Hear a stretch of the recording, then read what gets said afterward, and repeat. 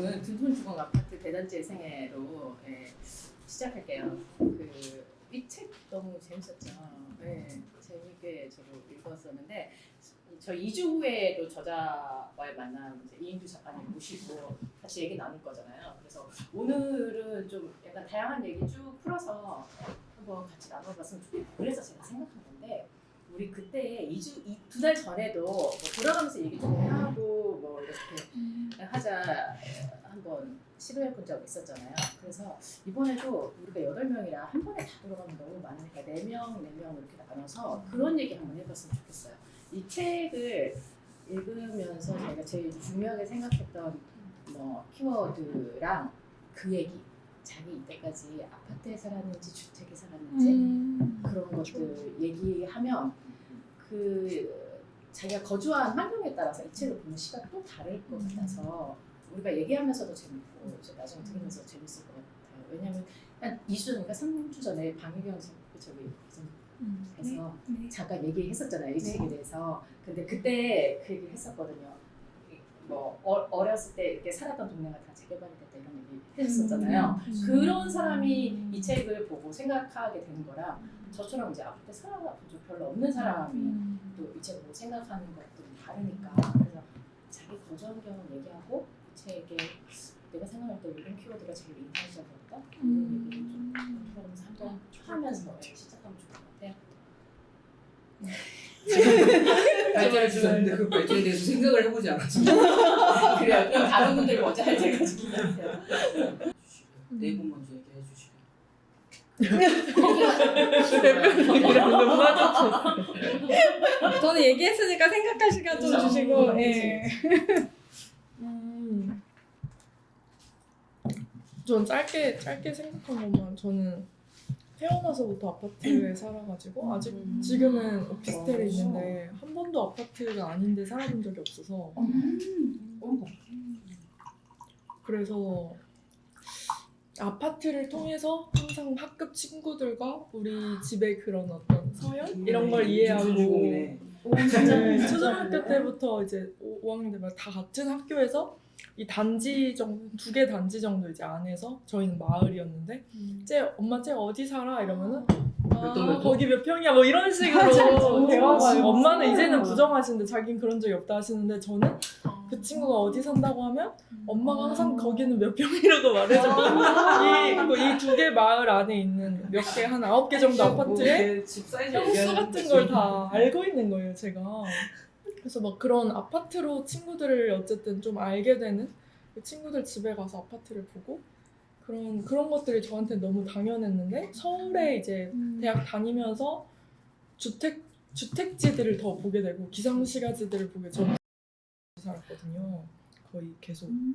그래서 이런 신도시와 서울의 뭔가 어떻게 보면 처음에는 좀 너무 정돈되지 않은 구시가지의 느낌이 너무 달랐고 종로, 홍대 막 이런 데만 가다가 예를 들면 구이동, 뭐 이런 가락동 이런 데는 처음에는 그냥 저층주거지니까 너무 저한테는 흥미로웠던 거예요. 저층주거지라는 주제가.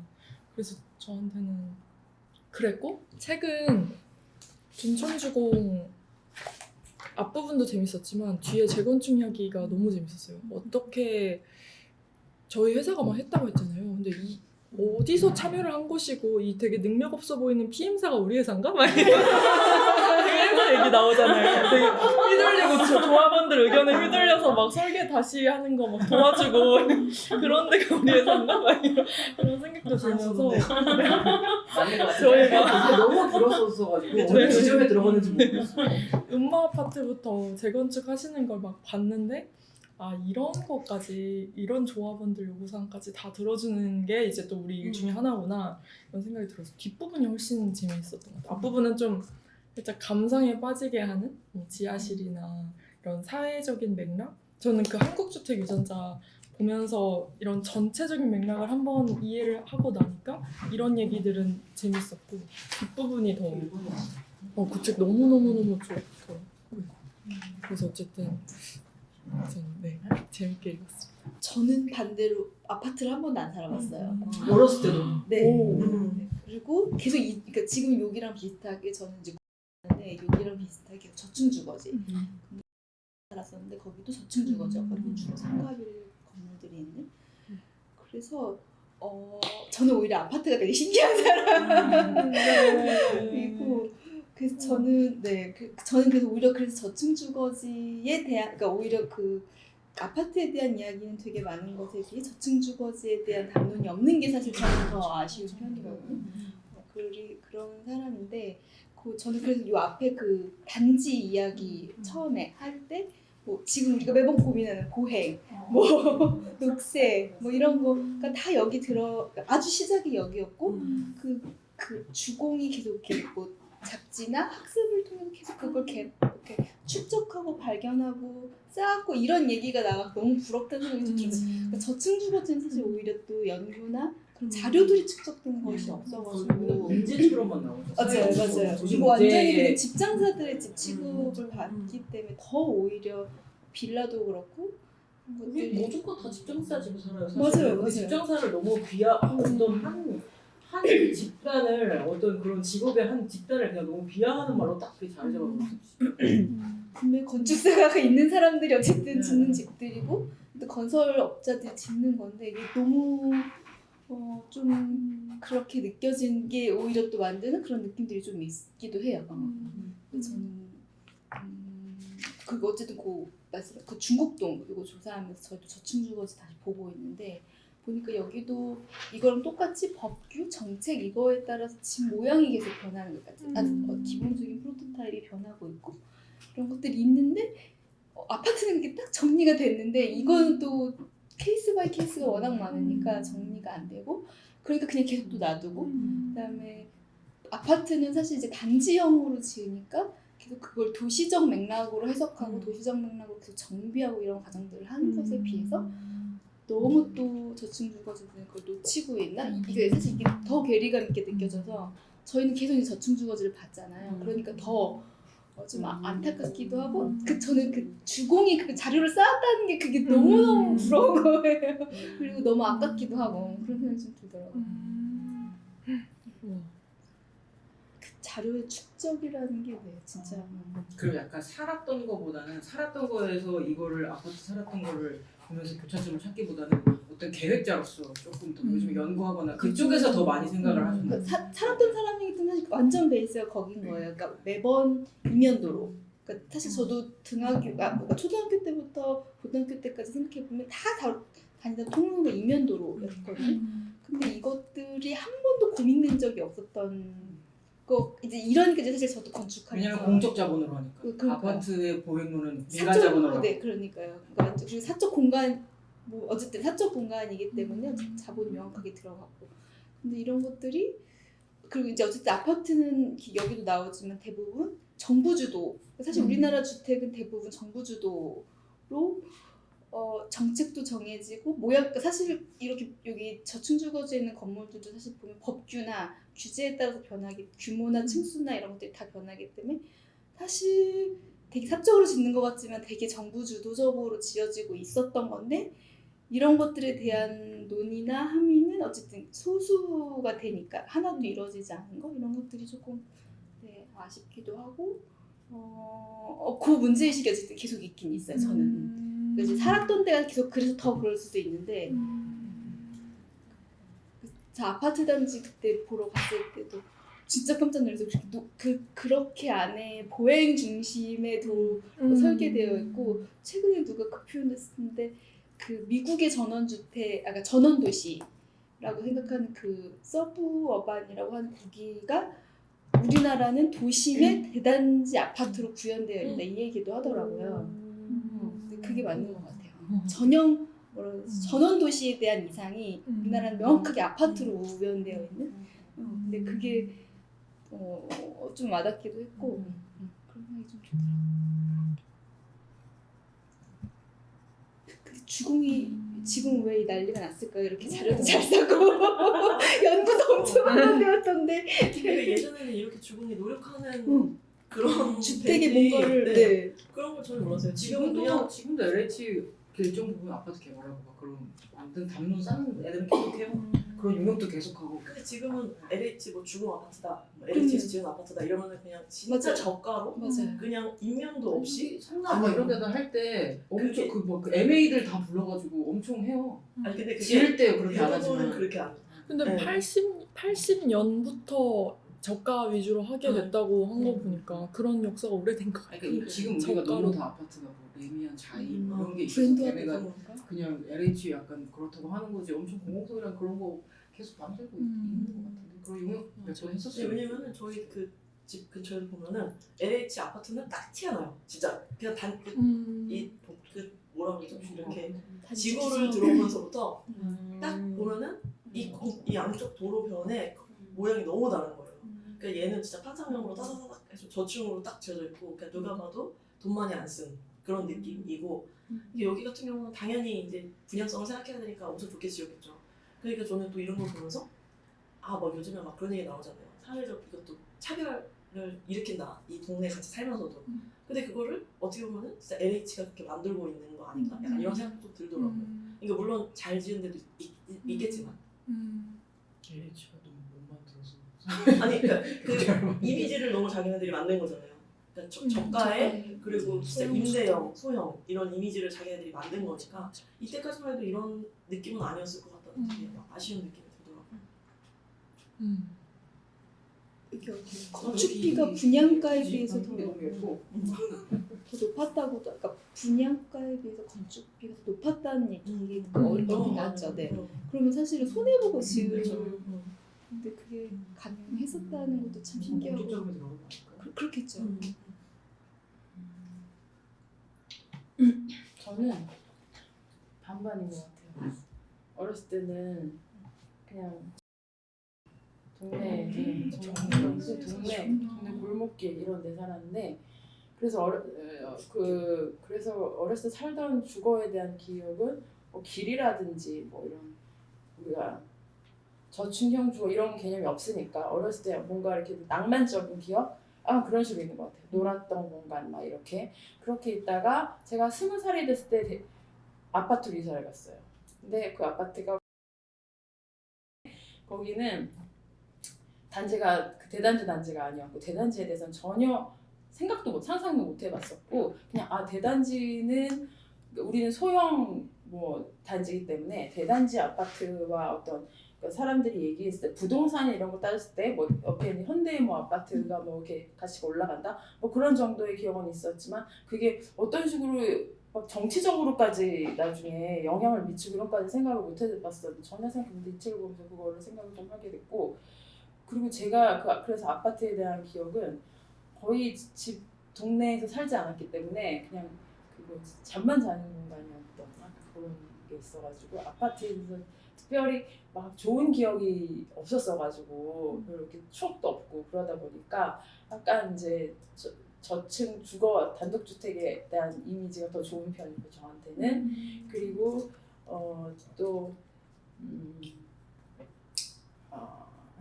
그랬었고 여기 책을 읽으면서는 좀 느꼈던 게 뒤에 저도 뒷부분을 재밌게 읽었어요. 근데 제가 궁금했던 부분을 이렇게 하나의 얘기로 하나의 단지를 딱 잡아갖고 뭐 시작부터 추억 얘기부터 시작해서 나중에 해체되는 과정을 자료를 다 모아가지고 이렇게 정리한 거를 정리된 걸 본 적이 없기 때문에 이걸 하나의 자료를 통해 가지고 얼마든지 이제 새로운 논의를 또 계속 할 수 있는 그런 게 된다라는 측면에서 되게 좋은 책이 나왔다는 생각이 들었고 여기서 그 분양 뭐 재건축 이제 사업 주체들 그 조합원들이 거주하지 않은 소유주들이 이제 조합원으로 구성돼 있다 보니까 도시가 이제 계속 밀도가 올라가는데 그 밀도가 올라가는 거에 대해서는 이제 감각이 없는 거죠. 감각이 없고 도시가 지금 막 40층대로 막 다 지금 지어지고 이런 게 거기 사는 사람들 입장에서는 진짜 뷰가 너무 좋고 막 한다는데 저 입장에서는 좀 너무 올라간다. 이거가 좀 이거 홍콩처럼 된 게 나는 별로 그렇게 좋게 느껴지지는 않는데 사실은 근데 어쩔 수 없는 거잖아요. 이 과정들을 보게 되면 참 이 흐름은 어쩔 수가 없는 거고 그래서 정말 이 프로세스 중에 어느 부분에 개입을 해서 뭔가 나아지거나 좀 도시 공간을 개선하는 방향에 있어서는 개입할 수 있을까를 생각해 봤을 때 잘 못 찾겠더라고요. 근데 어쨌든 그런 것들을 해볼 수 있는 연구를 해볼 수 있는 좋은 자료가 되는 책인 것 같고 되게 노력하셨고 그리고 마지막에 보면 뭐 그 조합원들에 대한 얘기들 나오고 어떤 사람이 그 사람 마치 이제 그 이익 집단처럼 나중에는 정치적인 목소리를 내고 근데 그 사람들이 계속 점점 더 그런 더 큰 대규모 단지들끼리 뭉쳐서 하나의 구성을 이루면서 거기 이제 역할했던 사람들에 대한 얘기도 하면서 이분 되게 좀 용감하다 그런 얘기도 쓰고 약간 그런 생각도 들었고 그래서 뭔가 한편으로는 좀 윤석열 정권의 탄생에 대한 어떤 한 축을 또 담고 있구나 이 사람이 여기서 탄생한 것도 하나의 큰 역할 중에 하나였다는 얘기를 하고 있고 되게 노골적으로 잘 그죠. 잡으셨다고 투표 위치하고 했어요. 대규모 단지에 위치하고 막 있는 것들 네, 그래서 되게 시대 상황하고 공간하고 같이 이렇게 엮어서 얘기하는 이런 논의들 같이 하고 얘기해보고 우리 공간에 대해서 그렇게 얘기해보는 틀 같은 것도 하나 제시해 주는 것 같고 그래서 좀 재밌다. 그렇습니다. 여기는 여기서 지방 출신 저밖에 없죠. 다 서울에서 다 놀라워라. 서울 진짜 깜짝이야. 서울에 그쵸, 한번도 그쵸. 네, 서울에 한 번도 안 아니 살아봤어요. 그래도 경기도 수도권 수도권 수도권 어머나 저는 이제 지방 공업도시에서 살았었다. 그리고 이제 아파트에서 사실 왔어요. 그리고 지방의 공업도시 아파트의 기원이라는 건 보통 이제 사택으로 시작되고 그리고 그 현대자동차 현대중공업 앞에 5,000세대, 10,000세대 뭐 이런 아파트 엄청 지어지고 이랬었거든요. 울산 사람들의 인식은 또 옛날 사람들이기도 하고 저는 어렸을 때는 그래서 당연히 주택이 낫지. 불쌍하게 주택 살 수 아파트가. 있으면 주택 사는 건데 이런 인식이 있었어요. 고급 아파트라는 생각이 옛날에는 전혀 없었고 그게 심지어 2014년 때까지도 그랬던 것 같아요. 울산의 전체적인 분위기가. 그래서 그때 왜냐면 왜 그렇게 생각하냐면 2014년 때 어디 아파트 분양을 했는데 그 아빠한테 이제 뭐 이거 넣어보자 뭐 이런 얘기를 했었던 것 같아요. 근데 아니 그 사람 그 입구 하나에 사람 수십 명 수백 명이 들락날락 거리는데 거기서 사람들이 어떻게 사냐고 이랬었던 것 같아요. 아버지랑 네. 이제 근데 지금은 많이 달라졌어요. 생각이 많이 달라졌는데 저는 그런 생각을 가지고 지방에 살다 서울에 올라왔는데 당연히 아파트가 사람 살기에 가장 좋은 곳이고 주택은 사람 살 곳이 못 되지 않느냐 이런 식의 생각들이 되게 당황스럽긴 했었어요. 네. 그리고 이제 뭐 아파트에 안 살고 그냥 주택 지금까지도 아파트 산 적이 친구 집 얹혀 살 때 1년 정도 말고는 계속 주택을 살았는데 아마도 어렸을 때 그런 생각에 영향을 미쳐서 어릴 때는 선택의 여지가 없었고 제가 좀 커서까지 동일한 선택을 하게 될 때 똑같은 금액으로라도 만약에 아파트에 살 거냐 뭐 주택이나 뭐 그냥 빌라나 뭐 이런 저층주거지 어디 살 거냐고 했을 때 언제나 선택이 약간 물론 아파트 살 만큼 충분한 돈이 없어서일 수도 있는데 저층주거지 쪽으로 오지 않았나 생각이 돼요. 그리고 제가 근데 이제 말씀하신 것처럼 저 이 책을 읽으면서 너무 부럽다 생각했었거든요. 이런 뭐 보행자 전용 도로와 뭐 나무와 놀이터와 공원 이런 거에 대한 생각은 늘 있어서 제가 그렇게 이제 아파트 살지 않고 일반 이면 도로에 있는 저층주택지에 살면서 한 번도 뭐 동네라든지 마을이라든지 이런 걸 느껴본 적이 없어요. 저 되게 어렸을 때는 그 공업단지 근처에 있는 그냥 저층주거지에 살았었는데 애가 없었어 그 동네. 나밖에 없었어요. 그래서 빈 길에 사람도 안 다니고 차도 잘 안 다녔거든요. 나 혼자 이렇게 전봇대 옆에 서가지고 가만히 그 빈 길을 쳐다보던 너무 심심한데 놀 사람이 없는 거야. 그래서 아직도 날 주는 왜 그 동네에는 애들이 그렇게 없었어요? 왜 그렇게 애들이 없었을까요? 지금 생각해도 너무 이상한데. 학교는 그럼 어디로 다니고? 이게 7살 때 이사 가서 아. 이제 학교 있는 동네에 가고 거기에는 친구들이 아, 몇 명 주변에 학교가 없었나? 있었는데 약간 거기 공업단지 근처에 주거지라서 아마 그랬을 수도 있었던 것 같아요. 학교 건설이 돼요? 공업단지 근처에? 그래서 주거지가 있으면 주거지가 있어요. 주거지가 있죠. 있으면 어. 필수로. 그래서 이렇게 쭉 생각해보면 여기 막 이웃들끼리 뭐 되게 잘 지내고 친구들끼리 뭐 그러니까. 이런 지하 기억 타운 뭐 이런 자체가 음. 없어요. 축제하고. 골목에서 친구들이랑 놀고 이런 어. 네. 경험이 별로 없고 그리고 이면도로 힘들잖아요. 여기 뭐 차량에 대한 위협은 늘 있고 그리고 제가 이제 처음으로 아파트에 살고 싶다는 생각을 한 건 저희 부모님 집이 이제 한 10년 전부터는 아파트에 사시는데 그때 이사를 갔을 때 지상층에는 차가 안 다니는 단지였어요.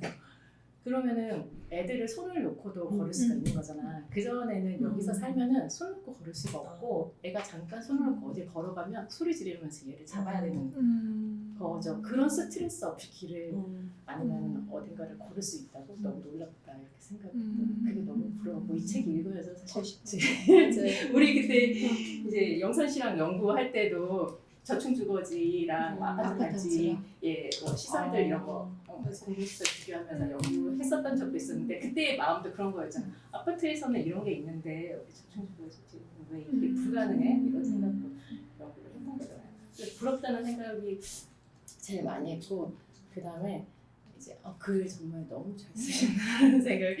이게 엄청나게 많은 재료를 쫙 깔아놓고 이제 키워드를 배치를 하고 얘를 엮었을 텐데 이걸 어떻게 이렇게 술술 읽히도록 이걸 이렇게 엮었을까?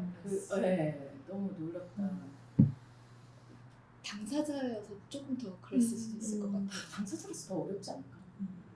당사자였다가 맥락을 하남으로 이사 갔잖아요. 그때 막 재건축이 난리였잖아요. 그거는 약간 취재를 해서 쓴 것 같아요. 그래서 거기 약간 당사자이기도 하면서 약간 한 걸음 떨어져서 좀 볼 수도 있고, 그러니까 그게 다 접목된 위치인 것 같아요. 이 사람. 그냥 아니면 이분은 원래 글을 잘 쓰는 사람. 아니, 원래도 그렇겠지만 그 여기 들어가 그렇게 입장을 취할 수가 있는 게 당사자면 조심해야 될 게 너무 많고 하는데 막상 이게 과열이 돼서 재건축 대비 가격이 올라갔을 때 본인은 하남에 살았단 말이에요. 그래서 수혜자가 아니어서 쓸 수 있는 거예요. 그래서 그리고 아까 이제 말씀하신 거는 이제 말씀하신 내용을 듣고 이 책을 다시 처음부터 쭉 생각해 보니까 이분은 어차피 처음부터도 한국성에 대해서 고려를 하셨구나. 되게 이게 너무 한국적인. 궁금해. 이분 뭐 어디 다닌 거예요? 직장 10년 다녔다는데? 그거 혹시 아세요? 광고에 오시면 여쭤봐. 광고에서 광고에서? 광고에서 소비자 무슨 학과 소비자 주거학과 네. 뭐 이런 소비에 관련된 공부 해가지고 광고회사 다녀서 그 팟캐스트 들어보라고 하셨던 거 제가 그저께 들었는데 거기 좀 거기에 나왔잖아. 나오던데요. 나 링크는 보내고. 나는 안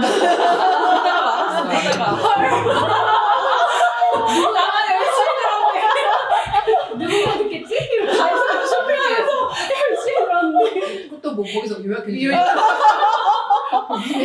아니 근데 거기서 이제 자기가 광고회사 다녔다고 그래서 현재 직장이 어딘지를 밝히지 않았는데 그러니까 뭐지 현재 직장이 애를 둔촌 주공 때문에 알게 된 분이 소개해줘가지고 어딜 다니게 됐는데 그 다니게 됐던 계기가 본인이 이것도 해보고 저것도 해보고 했던 것들이 얼추 이렇게 걸쳐가지고 요구하는 사람들이 그러니까 자격 조건이 되게 이상했는데 그거에 자기가 다 맞았다는 거예요. 그 중에 하나가 브랜딩도 해봐야 됐었고 출판도 좀 해보고 뭐 뭐지 또 뭘 좀 해보는 그러니까 이것저것 조금씩 해본 경험인데 그 브랜딩이 제가 광고회사 좀 다니니까 브랜딩까지는 아니더라도 이런 식으로 얘기를 하시더라고요.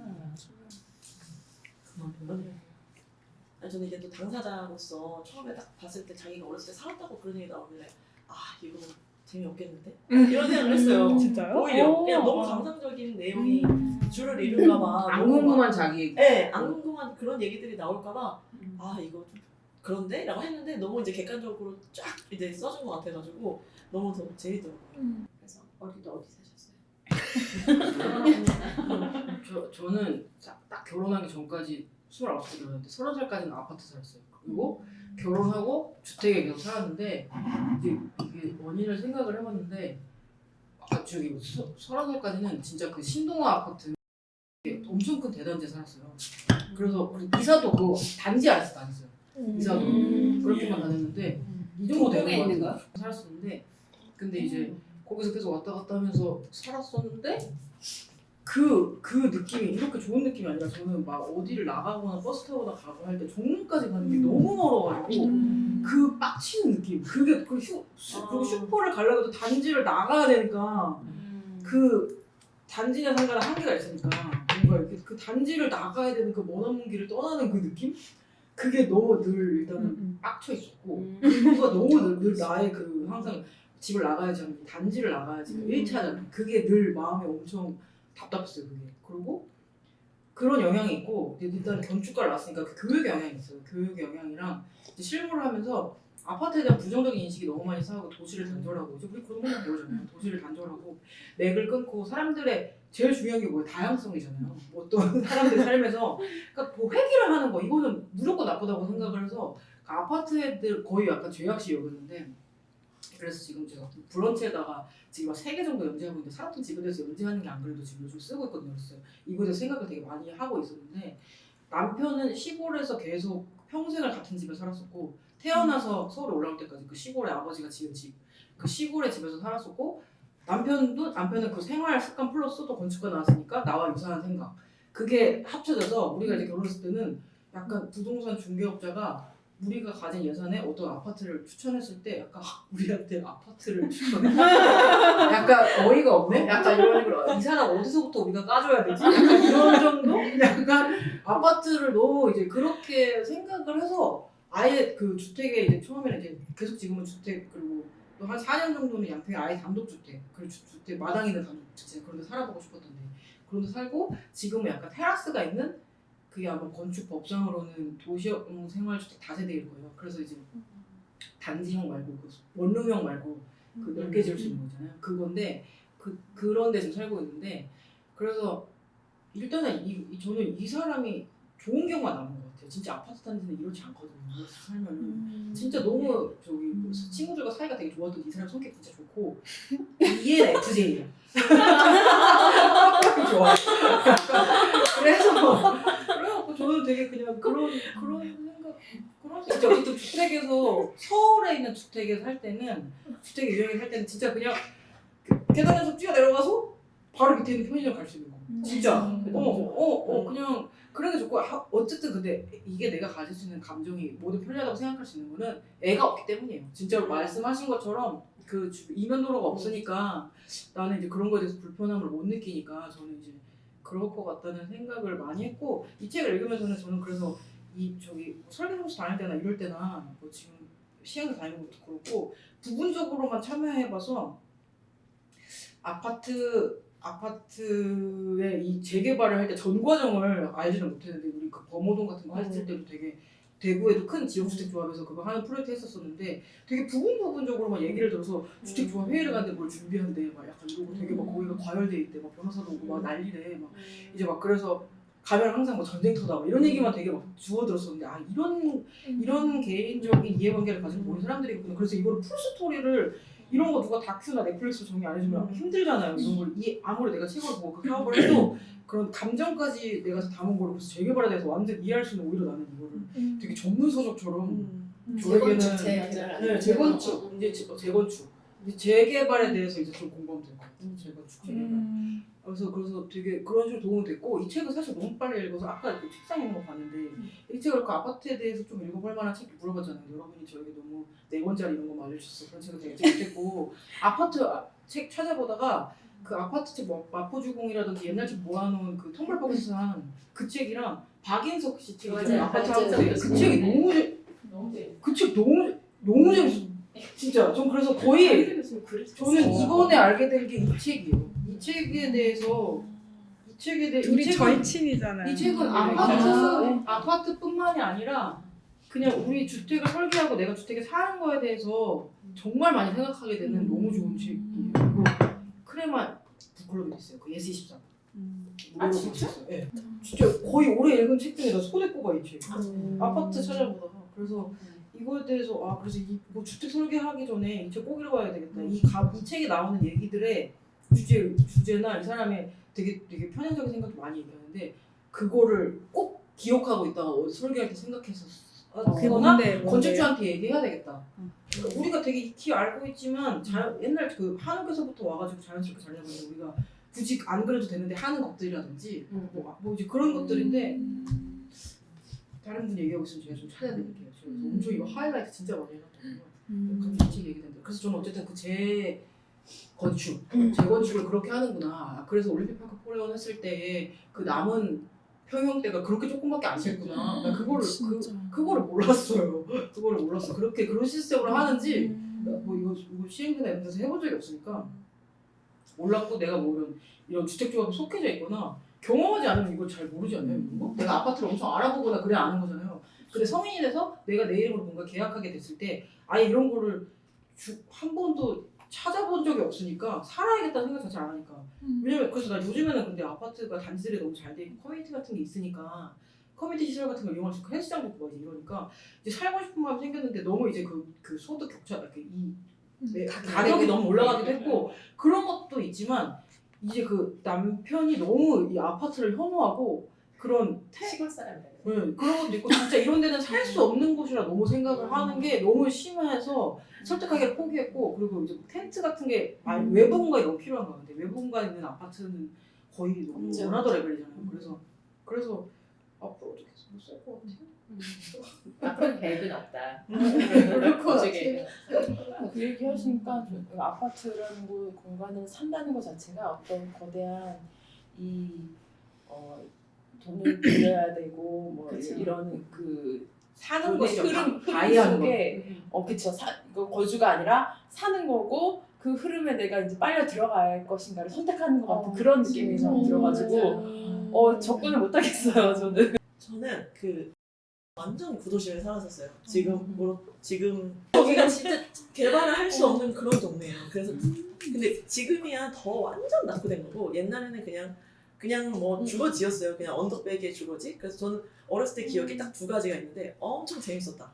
막 그 담 타고 다니면서 막 돌아다니고 애들이랑 놀고. 근데 반면에 저는 이제 동생이 바로 연년생이어가지고 제가 혼자 학교를 하교하는 날이 진짜 많았어요. 왜냐면 엄마는 이제 동생을 챙겨야 되고 저는 이제 너는 뭐 만약에 엄마가 뭐 동생이랑 챙겨가지고 학교를 뭐 해야 되면 너는 먼저 가. 그러면 저는 이제 먼저 오는데 먼저 올 때마다 너무 스트레스를 받았었어요. 그 동네에 어떤 아저씨가 있었냐면 제가 가는 길에 옷을 항상 벗고 계시는 아저씨가 있었어요. 그리고 미친 개가 있었고. 네, 그러니까 그게 그 아저씨가 집에 가는데 진짜 장애야. 두 개를 항상 통과해야 돼. 새로운 장르야. 그 아저씨 아무것도 없는. 나와 계실 때도 있고 안 나와 계실 때도 있고. 근데 엄마가 진짜 강하게. 근데 엄마가 되도록이면 너 혼자 갈 때는 그 길로 가지 마. 하지만 저는 그냥 항상 그 길로 가는 거예요. 스트레스를 안 받고. 그러다가 제가 신도시가 생기면서 이제 엄마 아빠가 당첨이 되셔가지고 신도시로 이제 이사를 한 거예요. 너무 좋은 거예요.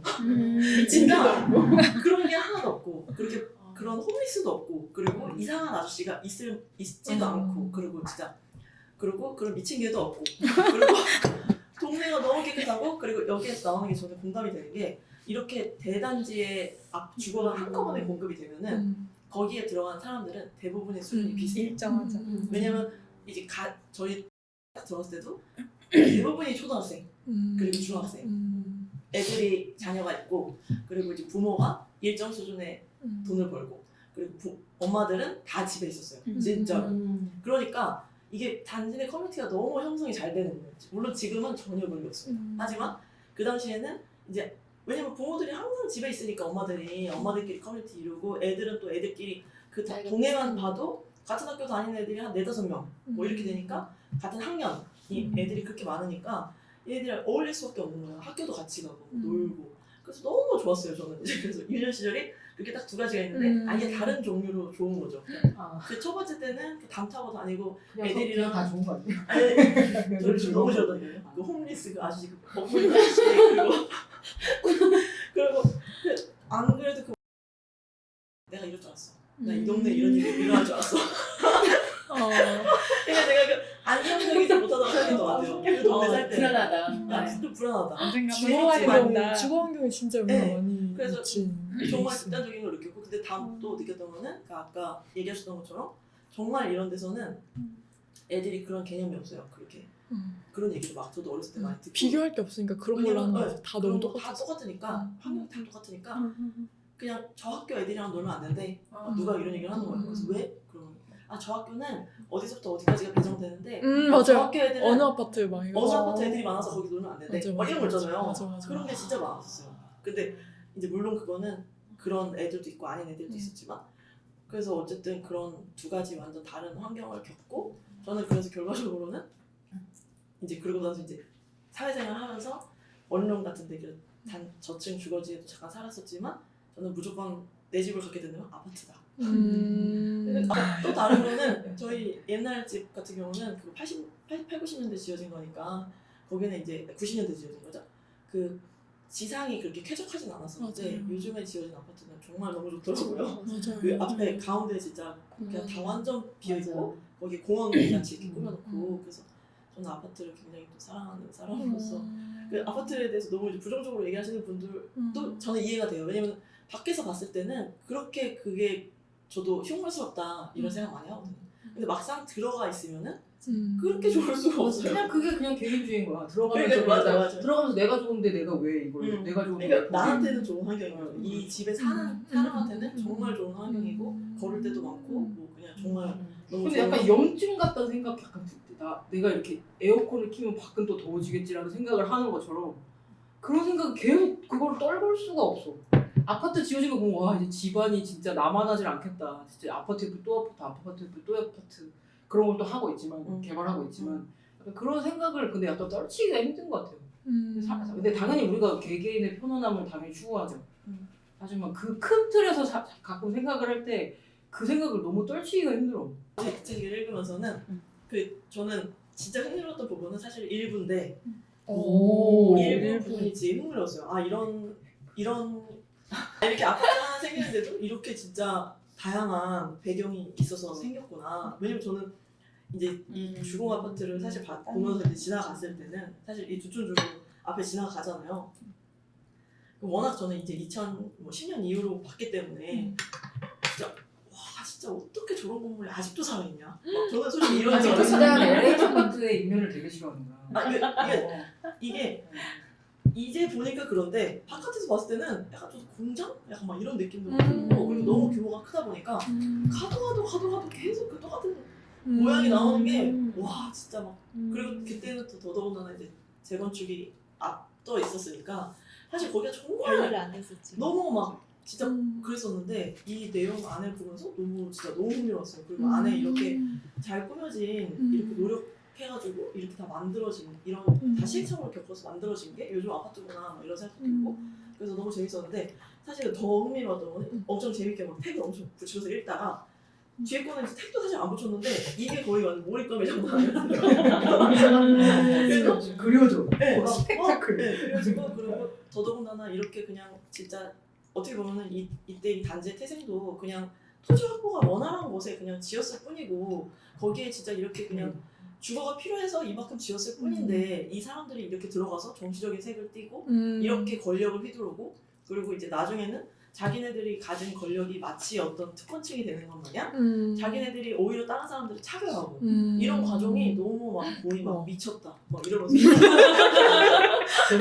너무 재밌었어요. 아쉬운 것 같아요. 네. 그래서 어떻게 이 사람들이 그냥 이렇게 살았을 뿐인데 그냥 이 집에 살았을 뿐인데 이렇게까지 남들을 그렇게 얼마나 그렇게 생각하면은 그 저층 조그만 소형 주거를 그런 식으로 배치를 하고 그리고 더더군다나 좋은 향에 배치를 했대잖아요. 그래서 미쳤네 막 그랬는데 또 그게 또 그냥 그 소음 때문에 가림막처럼 그 사람들을 쓴 거잖아요. 네. 그래서 또 완전 자기네들이 가진 그렇게 그냥 자연스럽게 갖게 된 그런 권력들이 어떻게 이렇게까지 또 사회에 영향을 또 주는구나 이런 걸 또 막 느끼면서 엄청 흥미로웠어요. 그래서 되게 재밌었습니다. 그 평면도도 되게 저는 지금 오피스텔 사는데 이게 겹복도인데 이게 그렇게 불편하다는 생각을 안 하고 있었는데 어쨌든 여기서는 이게 제일 불편한 형태인데 그렇게 소형주택이라서 한 거고 또 아까 말씀하신 것처럼 1층에만 가도 오피스텔이랑 주상복합은 편의점이 다 있고 되게 편리한 구조잖아요. 제가 생각할 때는 아파트와 주택의 편리성을 다 가진 구조인데 어쨌든 또 아파트보다는 한 단계 아래라고 여겨지니까 왜 그렇지? 뭐 이런 생각도 들고 저는 그래서 나홀로 아파트 같은 데 살고 싶었거든요. 그래서 나홀로 아파트와 대단지 주택과 그냥 저층 주거지는 어떤 차이가 있길래 뭔가 이렇게 어떤 위계가 있는 것처럼 여겨지게 되었을까? 이런 생각도 들고 평면도도 그렇고 복합도 그렇고 나홀로 아파트는 그 관리비가 비싼 거 그리고 네. 커뮤니티 시설이 면적을 확보하기가 어려워가지고 그런 게 좀 적고 뭐 이런 게 약간 여러 가지 다 영향을 미치는 것 같아요. 가격. 그러니까 가격이 결국 문제예요. 투자 그러니까 이게, 가치가 네, 투자 이게 가치가 없어서요. 약간 규모의 그쵸, 경제가 규모의 거기에 경제. 들어가는 것 같아요. 예전에 대학교 때 마지막 졸업설계 할 때 근데 거기에 나홀로 아파트가 하나 있었어요. 그때 당시 지금 어떻게 변했는지 모르겠죠. 그것 때문에 너무 괴로웠거든요. 여기에 왜 지어놨나 이렇게. 왜냐면은 저는 아파트에 대해서 제일 문제라고 생각하는 게 이제 반도시성?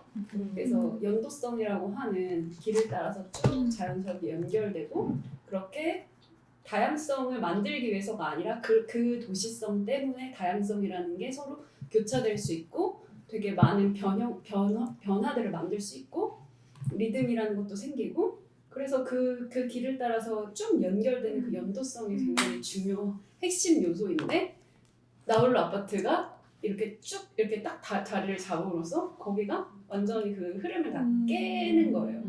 그래서 되게 그런 생각이 나는데 거기 나홀로 아파트에 살고 있다고 해가지고 지금 너무 그냥 깜짝 사는 놀랐어요. 거로 생각해. 사는 그죠, 거. 그죠. 그러니까. 사는 거랑 너무 크지 않고 나가서 할 수. 그러니까 그게 안에서 사는 걸로 보면 그런데 이거를 이게 일치시키기 어렵다고는 하지만 어쨌든 그런 선택을 왜 우리가 하게 될까 자꾸 왜 개인과 사회는 조화될 수 없는가 네. 그런 고민을 저는 네, 하게 돼요.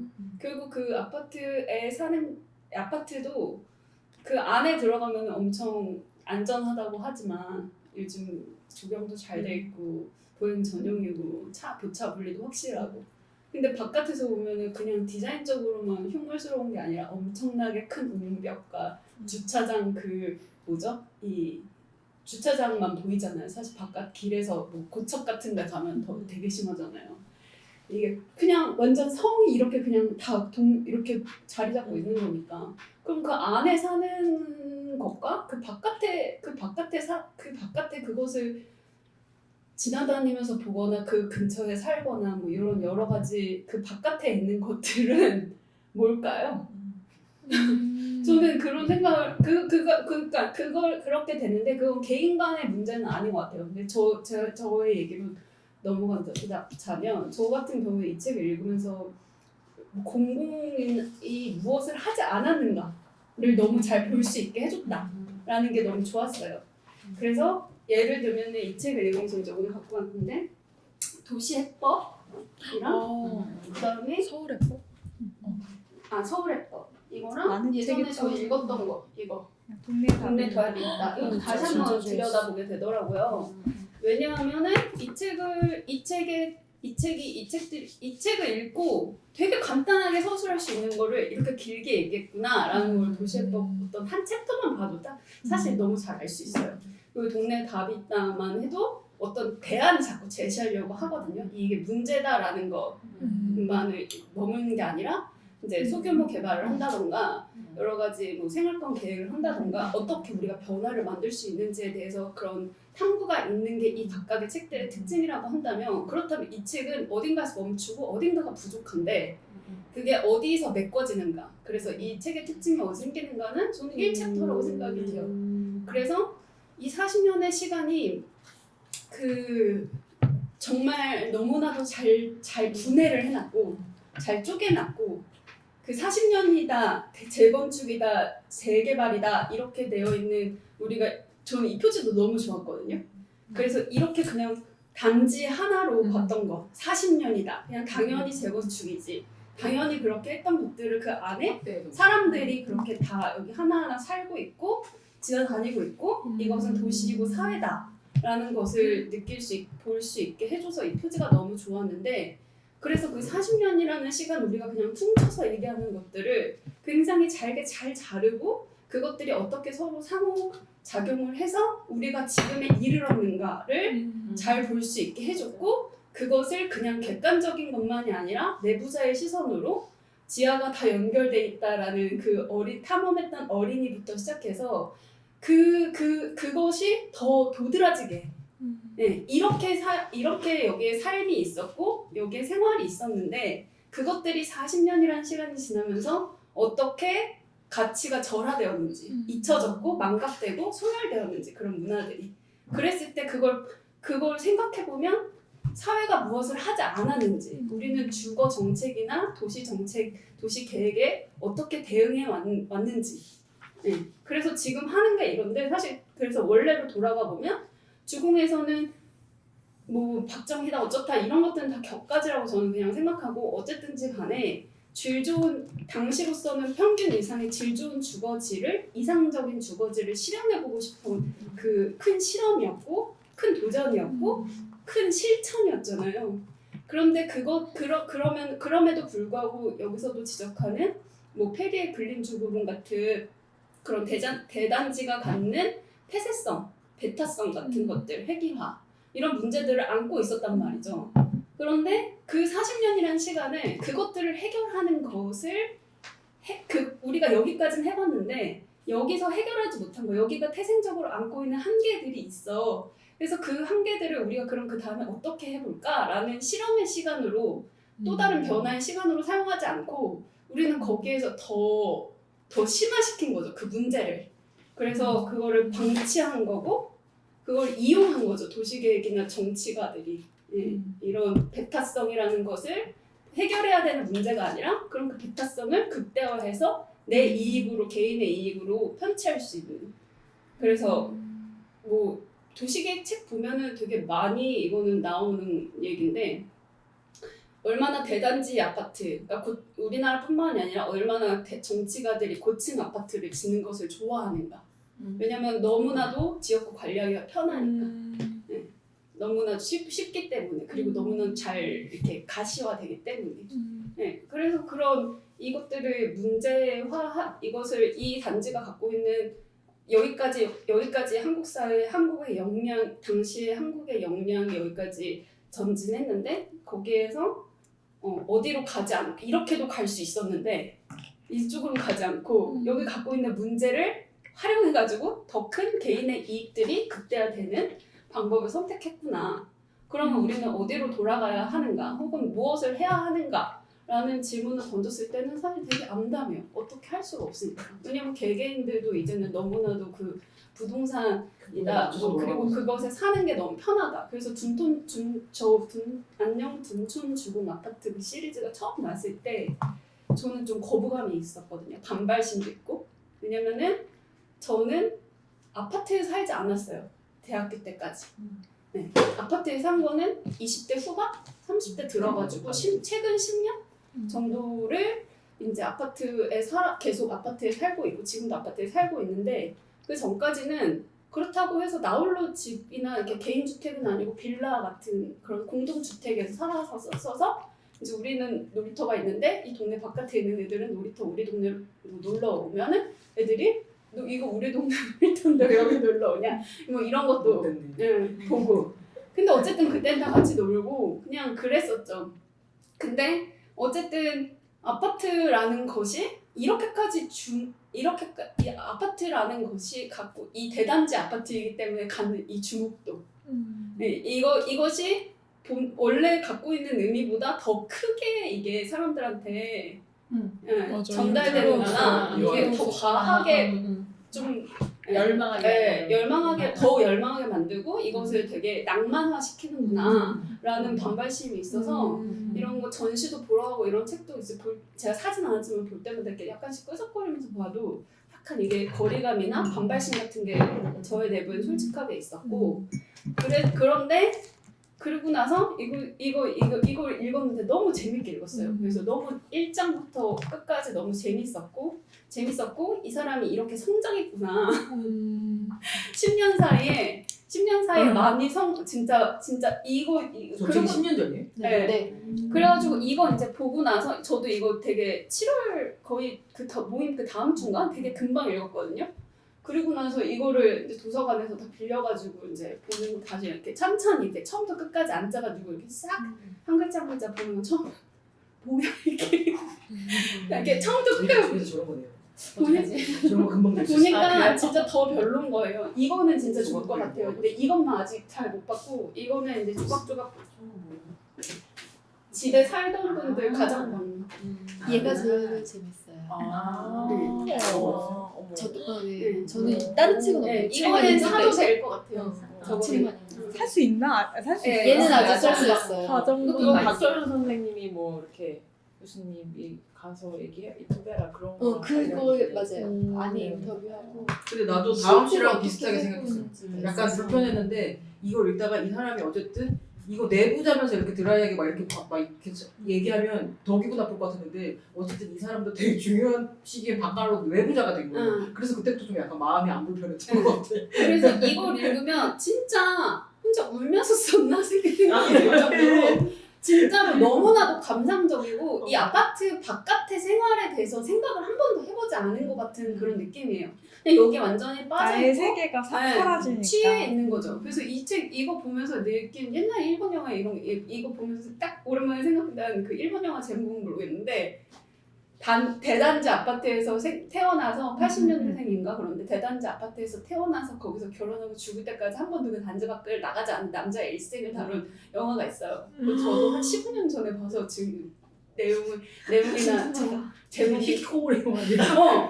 그래서 그 안에서 연애도 그냥 그 안에서 하고 그냥 그 대단지가 그냥 그 사람인 거예요. 그게 갑자기 생각나는 거예요. 15년 만에 10년 15년 만에. 그래서 이 책이 이런 어떻게 보면은 이 정도로 접근했고 시작했기 때문에 여기까지 올 수도 있었고 혹은 다르게 얘기하면 여기까지 온 게 너무 대단하다. 네. 이 책은 정말 친구들한테도 많이 추천했는데 저는 올해 읽은 책 중에 제일 좋아요. 맞아요. 네. 근데 이거 이제 초반에 7월 달에 읽었기 때문에 읽은 지 한 3주 지금 지난 거거든요, 저는. 그래서 읽고 이제 시간이 지나고 이제 모임 때문에 어제 다시 이렇게 정리한 거랑 다시 보고 하면서 이 책을 안 볼 수가 없는 거예요. 이 책이 얘기하지 않고 있는 거, 보지 못하고 있고 접근하지 못하고 있는 게 너무나도 다시 보니까 너무 아쉽기도 하고 너무 큰 거죠. 그래서 이 책은 진짜 그냥 내부자가 쓴 이 아파트 그냥 한국 사회라고도 사실 확대 해석하고 싶지 않고 그런 기록의 그냥 둔촌 주공 아파트의 기록이구나 일대기구나 그 정도의 저한테는 의미로 남을 것 같아요. 필요한 기록 엄청. 예를 들어서 여기 그러니까 이 책만 봐도 여기 딱 이제 제가 여기 이거 붙인 이거 그냥 목차 보고 옛날에 읽어서 목차 보고 그냥 여기 정도면 읽으면 되겠다 해가지고 여기만 딱 봤는데도 이 안에 읽을 수 있는 게 이게 왜 재건축이 문제고 어디서 문제가 한국 사회에서 문제가 발생되고 이런 것들이 딱 요만큼만 읽으면 딱 알 수 있거든요. 그냥 정리가 돼 있고 여기도 이제 소규모 개발이나 뭐 재건축 계획이나 어떤 게 문제고 이런 것도 이제 뒤에 가면은 재원처럼 이렇게 나왔어요. 사람은 그런 문제 제기를 하는 것보다 좀 전체적인 그런 뭐 담론을 얘기하는 것보다 이 기록을 하는 책이라서 그러니까 저런 것까지 짚으면 너무 이게 두꺼워지니까. 그래서 이 책은 그냥 정말 이 책의 의미가 그러니까 거기서 생기는 거죠. 이 책은 학자가 쓴 글도 이 그러니까 행정가가 쓴 글도 아닌 이것의 고향으로 그러니까 저는 여기서 이 책에서 키워드를 꼽자면 고향과 의지를 저는 꼽아왔거든요. 그래서 여기가 고향이었던 사람 고향이라는 것 누구나 다 낭만적으로 원준이 사건이 일어났던 곳 그래도 낭만이 있는 거죠. 그래도 낭만 있죠. 거기 있죠. 그러니까 낭만이라고 봐야지. 아니 그것도 낭만이라고 봐야지. 놀이터 같은 데는 없고 그냥 담배로 놀고 뭐 동네 틀 다니고 뭐 이런 게 자기가 야만의 좋아했던 시대. 어떤 추억을 가지고 이렇게 내 삶이 거기 한 있기 때문에 10년을까지 투자해가면서 네. 만들어낸 그 감정이라는 건 맞아요. 얼마나 강렬했기 때문에 그건 대체할 수도 없고 엄마 같은 거죠. 왔을까 진짜. 네. 그래서 그에도 굉장한 힘이 있다라는 네. 생각이 듭니다. 그래서 그래서 이제 그런 엄마가 그걸 엄마 같다라고 한다면 그 고향이 여기인 곳이 진짜 사람이 많다라는 거가 저층 주거지라면은 그게 페이스북에서 이렇게 반향을 일으켰을까요? 그렇지 못했을 거예요. 둔촌 주공은 6천 세대가 넘는 사람들이 고향이었기 때문에 그것에 시장이 있었던 거죠. 규모가 네, 규모가 갖고 있는. 이 책을 관통하는 처음부터 끝까지 어떤 비판적인 시선이 있잖아요. 그래서 아까 얘기하신 것처럼 이 저자는 분명히 이 둔촌 주공에서 벌어진 이 40년의 역사가 한국성의 어떤 단면의 일부라고 생각하고 굉장히 의식해서 쓰셨다는 거를 읽으면서도 알 수 있었고, 또 다 읽고 나서 이제 다시 되새겨 보면서도 생각을 하게 되는 게 그거 아세요? 이제 바르셀로나 같은 경우에는 도시를 이벤트로 부흥을 시켜요. 사회 기반 시설이나 도시 기반 시설을 만들려면 돈이 필요해요. 돈을 끌고 오는 방법이 도시마다 다 다른 거죠. 그럼 이제 바르셀로나 그런 걸로 부흥을 시켜서 뭐 이벤트를 개최를 하고 거기서 생기는 돈으로 필요한 부분을 정비를 한단 말이에요. 근데 우리나라 같은 경우에는 지금 이제 주택으로 아파트로 그걸 하게 된 케이스잖아요. 60년대 70년대 뭐 기반시설 길 닦을 돈도 없는데 집도 지어야 되고 막 이러니까 이제 부동산을 통해서 그러니까 정부에서 예를 들면 정부 공공 주도로 이 아파트를 수 없는 아파트를 짓기에는 너무 역량도 부족하고 뭐 자원도 부족하고 했겠죠. 그러니까 뭐 민간 개발 뭐 민간 시행사한테 이걸 시켜서 이렇게 우리가 지금 진행해 온 거잖아요. 지금 한 50년 지났잖아요. 그러면은 사실 그걸로 돈을 벌어서 이 도시를 부흥시켰기 때문에 당연히 거기에 부산하는 여러 가지 문제점이 파생될 거 아니에요. 바르셀로나도 마찬가지예요. 거기에 부산하는 굉장히 많은 이벤트가 문제점. 뭐예요? 이벤트 예를 들면 올림픽, 포럼, 엑스포 이런 걸 통해서 특히 바르셀로나도 그런 걸 굉장히 잘해요. 네. 심지어 없는 행사도 국제 행사도 만들어서 어떤 이제 아직도 개발되지 않은 지역을 싹 뒤집어 엎어서 개발을 한다거나 굉장히 많은 비판도 있고 그래서 그런 기업에서 패턴을 뭐 기업이나 민간적으로는 그래서 그런 식으로 그렇죠. 유치하는 거예요? 네, 유치를 해서 그 비판도 되게 많고 그거 무슨 관광객이나 외부 사람들을 위한 도시를 만드는 게 아니냐는 그런 공격도 되게 많이 받고 막상 이제 그렇게 도시는 정비하면서 도서관은 또 없다? 막 이런 식이에요. 그래서 한 2010년 중반쯤부터는 이 정권이 바뀌면서 완전 또 이게 방향이 달라졌어요. 근데 우리는 지금 70년대, 60년대 시작된 그 방향으로 지금도 계속 50년이 지난 지금도 나라가 제법 돈이 생겼고 도시 기반 시설이라든지 여러 가지 사회 기반 시설을 만들 수 있는 능력이 있으면서도 이걸 멈출 수가 없는 거지. 너무 심해요. 진짜 너무 심해요. 모든 역세권 개발이나 모든 그런 대형 신혼풍토지 이런 거 아직도 개발 안 되고 있으면 주택으로 개발하면 그냥 그 주변이 다 왜냐면 이게 깨끗해지니까 너무 달콤하고 맛있는 거야. 이 도파민을 멈출 수가 없어. 길 들어가는 진입로까지만 만들어주면 되잖아요. 그럼 거기서부터 막 승부이라고 여기서 막 여러분들이 계속 얘기를 하시면서 뭐 이런 거 있었어요. 뭐 이 흐름에 빨려 들어갈 것인가 말고 공공이 무엇을 하지 않는가에 대해서 공공이 충분히 어느 시점에는 개입해서 더 나은 주거를 위해서 애쓸 수 있지만 봐봐 흘러가는 대로 되니까 너무 좋다. 아무도 개입하죠. 한 50년 정치나 하고 행정은 아무것도 안 해도 되고 정치는 거기서 나오는 뒷돈 받아먹으면 되는 거고 건설사는 끝도 없이 너무나 천문학적인 숫자의 돈을 버는 거잖아요. 거기에 이 흐름에서 이제 개인은 내가 여기에 못 끼어들면 나만 도태되는 거 아니야? 이러고 거기서 막 이제 욕심을 조금이라도 어떻게 내서 뭔가 돈을 벌어보려고 하고 이 흐름이 계속 가는 거지. 갑자기 백사마을의 그 생각난다. 장작 드는 할아버지 생각난다. 갑자기. 그러니까 어떻게 생각하면은 개인이 내가 여기 재개발에 뭐 재건축이나 재개발에 편승해서 돈 벌어야지 하는 건 아주 정말 작은 분량, 작은 돈일 수 있어. 그렇게 생각하면 거기에서 그 규모에서 크게 돌아가는 거. 그래서 아까 이제 다음 씨가 얘기한 것처럼 이걸 어떻게 멈춰야 될까? 나 못 멈출 것 같아. 그 도둑맞은 집중력이라는 책을 보면은 그 핸드폰을 보는 걸 멈추지 못하는 것, 개인의 잘못, 뭐 개인이 절제력이 없는 것. 하지만 사실은 사회 전체가 이걸 이렇게 만들고 있는 거라고 얘기가 나오잖아요. 그래서 거기에서 수반되는 사람들이 집중력이 없어지면서 사회 문제에 뭐 포커스를 맞추지 않고 다 뿔뿔이 흩어지고 뭐 개인적인 문제에 집중하게 되고 이런 문제점이 계속 나오는데 그 책에서도 이걸 뭐 어떻게 해결해야 된다라고 물론 그 사람이 얘기하는 건 있지만 똑 떨어지는 건 없듯이 지금 우리 흘러가는 것들도 정말 멈춰지지 않을 것 같은 이 도시가 벌써 그 아파트 부동산으로 시작돼서 이렇게 왔기 때문에 아까 말씀하신 거 정말 더 선호하게 하는 거.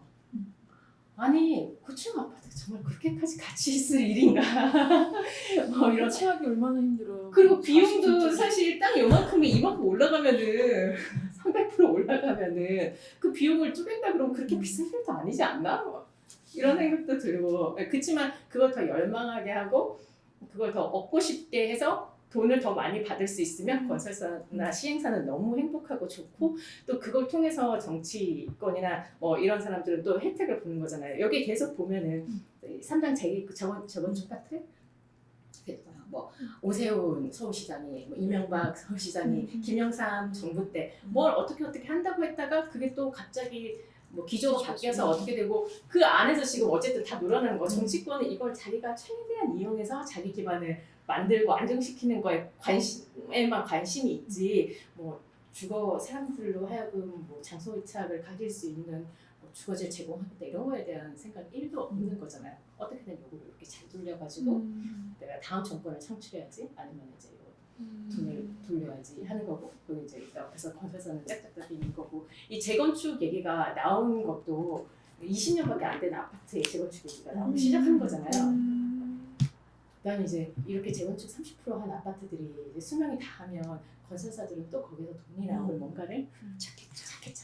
그래서 법규를 바꾸던가 뭘 어떻게 바꾸던가 그 이런 되게 정신없이 돌아가는 이 흐름에 아까 소장님이 그랬잖아요.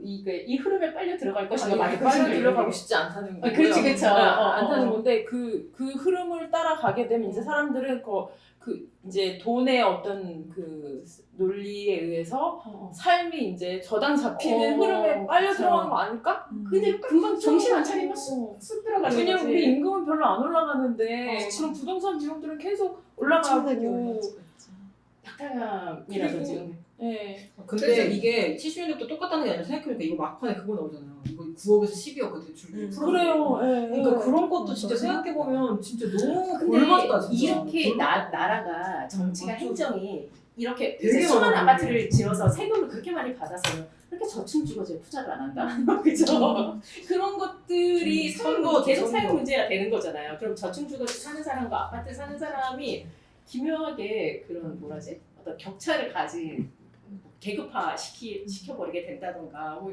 이런 것도 그렇고 거기서 사회 문제가 지금 그러니까 공공이 아무것도 안 하는 것부터가 시작이고. 정치인들이 자기의 정치적 기반을 입지를 유지하고 그다음에 다음 정권 창출을 위해서 내 정치적 신념이나 내 어떤 사회에 대한 어떤 이상적인 그 열망을 실현하기 위해서 이걸 한다. 그런 큰 뜻을 품고 이 아파트를 볼모로 삼으면 제가 차라리 이해를 하겠는데 요즘은 최근 10년, 20년, 최근 10년은 거의 그런 것 같아요.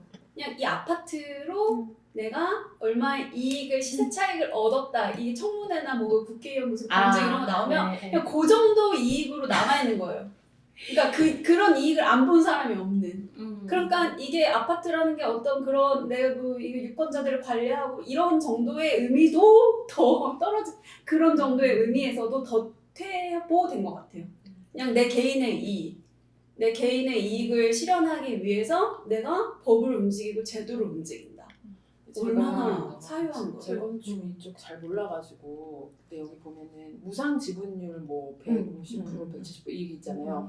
그럼 그게 자기가 주택 한 채를 갖고 거기다가 내가 예를 들어 더 30평 더 아파트가 더 있었어. 받는 그러면은 거. 45평을 가질 수 있는 거죠. 가질 수 있다.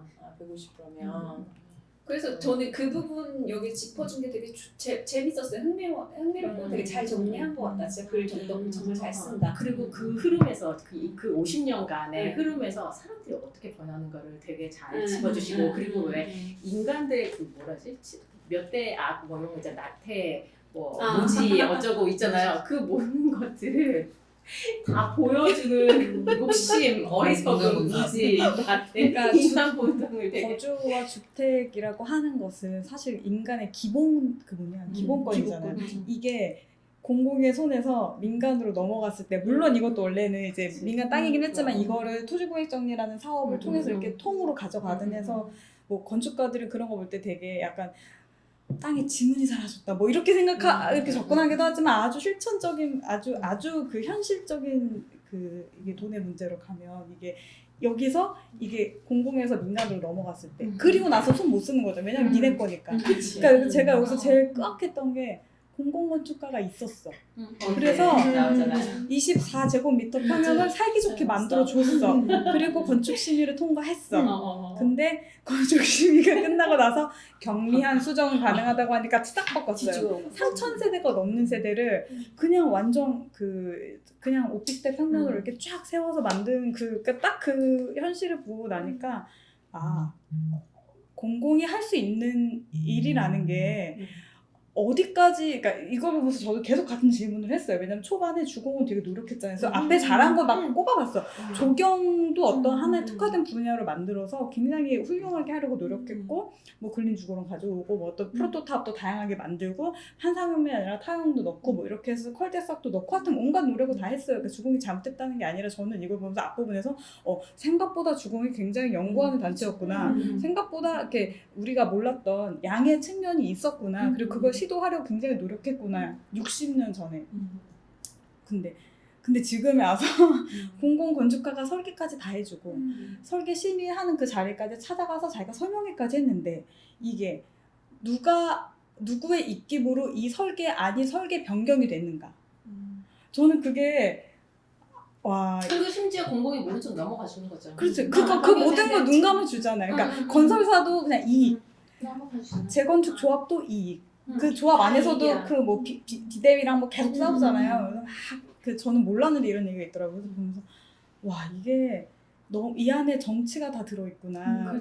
그게 너무 슬프고 저희 집도 저는 이제 되게 오래된 한 70년대쯤 만들었을까 싶은 한옥에서 되게 오래 저희 할머니 때부터 유명한데 아니 저희 집은 거의 쓰러져가는 아니 그런 좋은 한옥은 아니었어요. 근데 약간 쓰러져가는 그런 한옥. 영화에 나왔다고 하지 않았어요, 집? 예, 그냥 빌려줬었어요. 제가 진짜 스티커도 그렸어. 킵보잉. 그래서 하다가 이제 이동으로 이사 갔어요. 25년 살다가 재개발이 한창 진행 중이었었고 저희 이제 본관이라고 하는 언덕 꼭대기에 있었어요. 그래서 거기 이제 2층 단독주택에 우리 아빠의 꿈은 그 한옥 있고 하던 그 옛날 동네 살 때 주차를 하지 못 우리 동네에서 아빠가 거의 유일하게 처음 차를 사신 분이었고 그 주차 때문에 이제 차들이 늘어나잖아요. 근데 골목은 우리 집 앞에서 끊겼거든요. 그러니까 우리 집 앞에 아빠는 차를 댔지만 우리 아빠가 차를 댐으로 인해서 다른 차들이 차를 댈 수 있는 공간이 없는 거예요. 한 대가 들어오면 한 대가 그러니까 세 대가 빼줘야 얘가 나갈 수 있는 그런 구조인 거예요. 그러니까 아빠는 일 마치고 들어오면 이 주차 때문에 너무 고민해요. 그래서 키를 3-4개를 가지고 있었어 우리 집은. 남의 집 차를 아빠가 다 빼줘. 그리고 아빠가 우리 집 앞에 대. 맨날 우리 집 앞에 대야 되니까. 남의 집 앞에 못 대니까. 그리고 그 차를 그 집들의 비상키는 다 우리 집에 있는 거예요. 그 정도로. 아빠는 항상 늦게 퇴근하실까 봐 새벽 1-2시쯤 와요. 그래서 어쩔 수 없었어요. 그래서 내가 아주 주차 때문에 아주 그냥 죽겠다 하시면서 이사 가면 무조건 자기 주차장 있는 거. 나만 쓰는 주차장 있는 거. 그리고 그 차와 관련된 모든 그런 것들이 있었어요. 그래서 그걸 내가 마음껏 할 수 있는 거 그런 걸 꿈꾸셨거든요. 그래서 이사를 간 거예요. 그래서 단독주택에 가서 그 차고를 보고 너무 뿌듯해하시고 우리 할머니는 감나무를 보고 너무 뿌듯해하시고 이제 번듯한 나무 있는 집이다 이러시면서 나무와 차고가 있는 주택에 사셨대요. 네. 연예인들 많이 살던 옛날에 그랬대요. 거기 이제 그 김종업 선생님 그 동네예요. 그 집이 있는. 그래서 근데 이제 그 동네도 재개발이 이제 심의를 걸렸잖아요. 구역을 쫙 나눴는데 일부는 실현이 해서 지금 이미 이제 입주도 하고 했고 일부는 안 됐어요. 사업성 이제 딱 박원순 시장 들어서면서 재개발 너네 할래 50% 넘으면 하고 50% 안 되면 안 하고 딱 그거 거기에 저희 집이 들어갔었어요. 근데 저희 엄마랑 아빠는 그냥 계속 살지 아파트 살면 또 내 주차장 없잖아요. 그리고 또 이미 평생을 주택에 사신 분들은 소음이고 뭐 이거 아무 신경 안 쓰고 사셨기 때문에 못 살아요. 그래서 반대했던 거죠. 그래서 그냥 반대해 어떻게 했는데 그로부터 이제 법정이 우리가 이 조합에 돈을 투자했잖아. 이 매몰된 비용을 니네가 뱉어내. 우리는 아무것도 안 했어요. 아빠는 그냥 하기 싫다고 사인밖에 안 했는데 뱉어내 하면서 그게 뭐 몇십억이 넘었고 그 조합원들한테 그걸 다 거기 살았던 사람들이 다 그걸 내야 된다면 굉장히 많은 돈을 그때 토해내야 되는 사람. 우리 아빠는 아무것도 안 했는데 재개발을 내가 하자고도 한 것도 없고 그치. 내가 그냥 그 투표할 거니까 사람들 그 거주자들 다 오셔서 자가이신 분들 서명하시라고 해서 그냥 아빠 사인밖에 안 했는데 그 소송을 한 3, 4년 동안 재산권 행사를 하지 못했던 거예요. 그 지구 안에 있던 집들 중에 평형대가 큰 집들 1부터 100까지 뽑아서 1부터 100등까지 뽑아서 그 사람들은 이제 뭐라 그러지? 그러니까 이게 법정 만약에 뱉어내야 되면 이 사람들이 돈을 내야 되는 거예요. 그러니까 이 사람들 재산권 행사하지 못하게 막은 거예요. 그래서 우리 집이지만 우리 집이 아니었던 거예요. 대출도 못 받아. 아무것도 할 수 없었어요. 그래서 아빠가 고통받으셨죠, 그것 때문에. 우리 엄마, 이사 가고 할 건 아니지만 이 집이 내 집이 아니고 아무런 권리 행사할 수 없는 상황이 되니까 예를 들어 자녀가 어디 이사 간다고 할 때 좀 이렇게 어머니 입장에서는 이렇게 보태주고 싶잖아요. 그럼 이 집을 이제 담보로 할 수도 있고 뭔가 이렇게 융통해야 하는 아무것도 못하니까 엄마는 되게 답답해 하셨어요. 그때 저희 오빠도 결혼하고 막 이런 상황이 있었는데. 그래서 결국 재개발이 무산이 되고 근데 그 법적 절차를 끝날 때까지 꽤 오랜 시간이 걸렸던 거죠. 그러니까 저는 조합원의 일들에 관여한 사람도 아니었고 제가 제 집도 아니었고 그냥 저는 얹혀 살았고 하여튼 저희 엄마 아빠의 일이었지만 이 단순할 것 같지만 그게 결코 단순한 구조가 아니었고 이 안에 결정권 그래서 그럼 결정을 누가 하는 거야 아빠? 아빠는 아무것도 안 했는데 이런 피해를 왜 봐야 됐더니 그러게 그냥 아빠는 가만히 앉아서 약간 눈뜨고 코베인 그런 느낌인 거죠. 아빠는 하기를 원치 않는다. 그냥 이대로 살고 싶다는. 그냥 이 저층 주거지에 이대로 살고 싶은 욕망이 있었으나 이 도시가 아빠를 가만히 놔두지 않고 이제 자본이 이렇게 움직이니까 이걸 이렇게 옆에서 지켜보면서 굉장히 슬프다 이렇게 느꼈던 것 같아요. 근데 저는 막연히 슬프다고 느꼈지만 그거를 인해서 실제 물적 피해를 보신 분들도 있었을 거고. 그때 할복 자살한 그 재개발 반대하다가 할복 자살한 분이 있었잖아요. 그래서 거기 엄청 많이 가봤어요. 그래서 저는 이 책을 보면서 아까 말씀하신 두 가지 책도 떠올랐고요. 그리고 이상훈 교수님이 제가 이제 작업했던 서울 어바니즘 책을 보면서 그 도시가 왜 이렇게 들쑥날쑥해? 라는 그 문제점. 서울은 왜 이렇게 도시가 엉망진창이야? 어디는 아파트고 어디는 저쪽 통일성이 없어? 근데 왜 통일성이 없다는 전제하에 그 안에 그걸 작동시키는 나름의 어바니즘이 있고 우리가 이거를 새로운 관점에서 조망할 필요가 있다는 걸 이제 학자적인 입장에서 규정했던 거잖아요. 그래서 우리에게 우리 도시를 보는 우리들의 시각과 이걸 정비해 나갈 수 있는 우리의 논리가 필요한데 이게 아직까지 50년, 60년이 지나도 큰 진전이 있지 않다라는 지금 더 깊숙이 그런 어떤 하이라키 위계를 만들고 그냥 이렇게 배타적으로 계속 그 단지 안에 있는 그 성들을 더 공고히 쌓아가는 이런 현상들이 이건 정말 공공이 개입하지 않으면 안 되는 영역인데 여기를 어떻게 개입할 수 있을까를 도시계획자나 건축학자들이 계속 이제 발언을 해야 그 경제학자가 발언해야 되는 거예요. 아 그러네. 예. 그러니까 맞아요. 도시학자들이 아무리 좋은 사례를 가지고 쏟아내도 그게 입안되지 않는 큰 이유가 있죠. 이권 사업이기 때문에 이거는 너무나도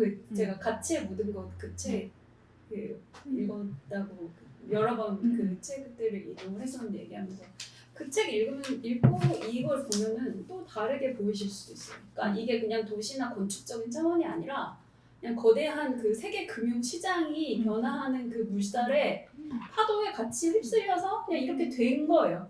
네, 그 금융 가치가 금융 자본주의화 되면서 그러니까 자본주의가 이전에 생산 위주의 자본주의였다면 이제 그게 금융의 가치를 얻는 신자유주의든 금융 자본주의가 대두가 되면서 그냥 돈이 돈을 버는 세상이 됐고 그러면서 사람들은 돈으로 돈을 벌지 레버리지를 최대한 땡겨가지고 그걸 투자해가지고 최대한 이익을 많이 얻는 방법으로 하기 때문에 도시계획도 그냥 거기에 맞춰서 저는 된 거라고 생각을 해요. 그래서 이 책의 제일 처음으로 저는 다시 돌아가면 흥미로웠던 부분 중에 하나가 채권이었어요.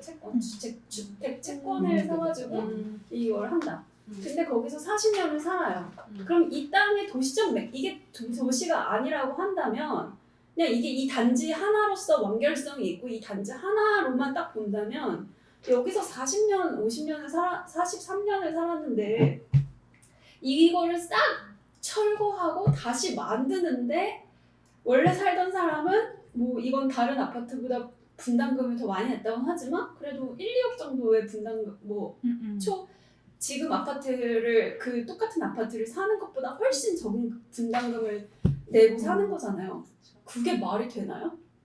자기가 돈이 그 감가상각을 생각하면은 절대 말이 안 되는 거. 헌집을 새 집으로 바꾸고 심지어 더 큰 집으로 바꾸는데 돈을 이 정도밖에 안 낸다? 그러니까 결국에 그거를 내가 최대한 돈을 내지 않고 분담하지 않고 다른 사람 자금을 끌어와서 이거를 헌집을 새 집으로 바꿀 수 있는 방법을 사회와 금융과 개인들과 건설사 모든 사람들의 합작품인 거거든요. 저부터 용적률 한 올려주고. 가지 제가 그 얘기에서 그러니까 만약에 자기 일단 새로 그럼 그 자리 새로 지으려면은 비용이 필요하잖아. 비용이 들어갈 수 있지만 어쨌든 이 사람이 갖고 있었던 재산의 가치라는 게 있잖아요. 그럼 그거에 대한 가치도 제대로 평가를 하고 그러고 나서 이제 어느 정도 이윤을 뭐 얻는다 여기에서 땅이라든지 그런 그러니까 거지, 여기서 제가 재산이라면 전제를 아까 그래서 어. 일부러 했던 게 이게 도시적 맥락을 다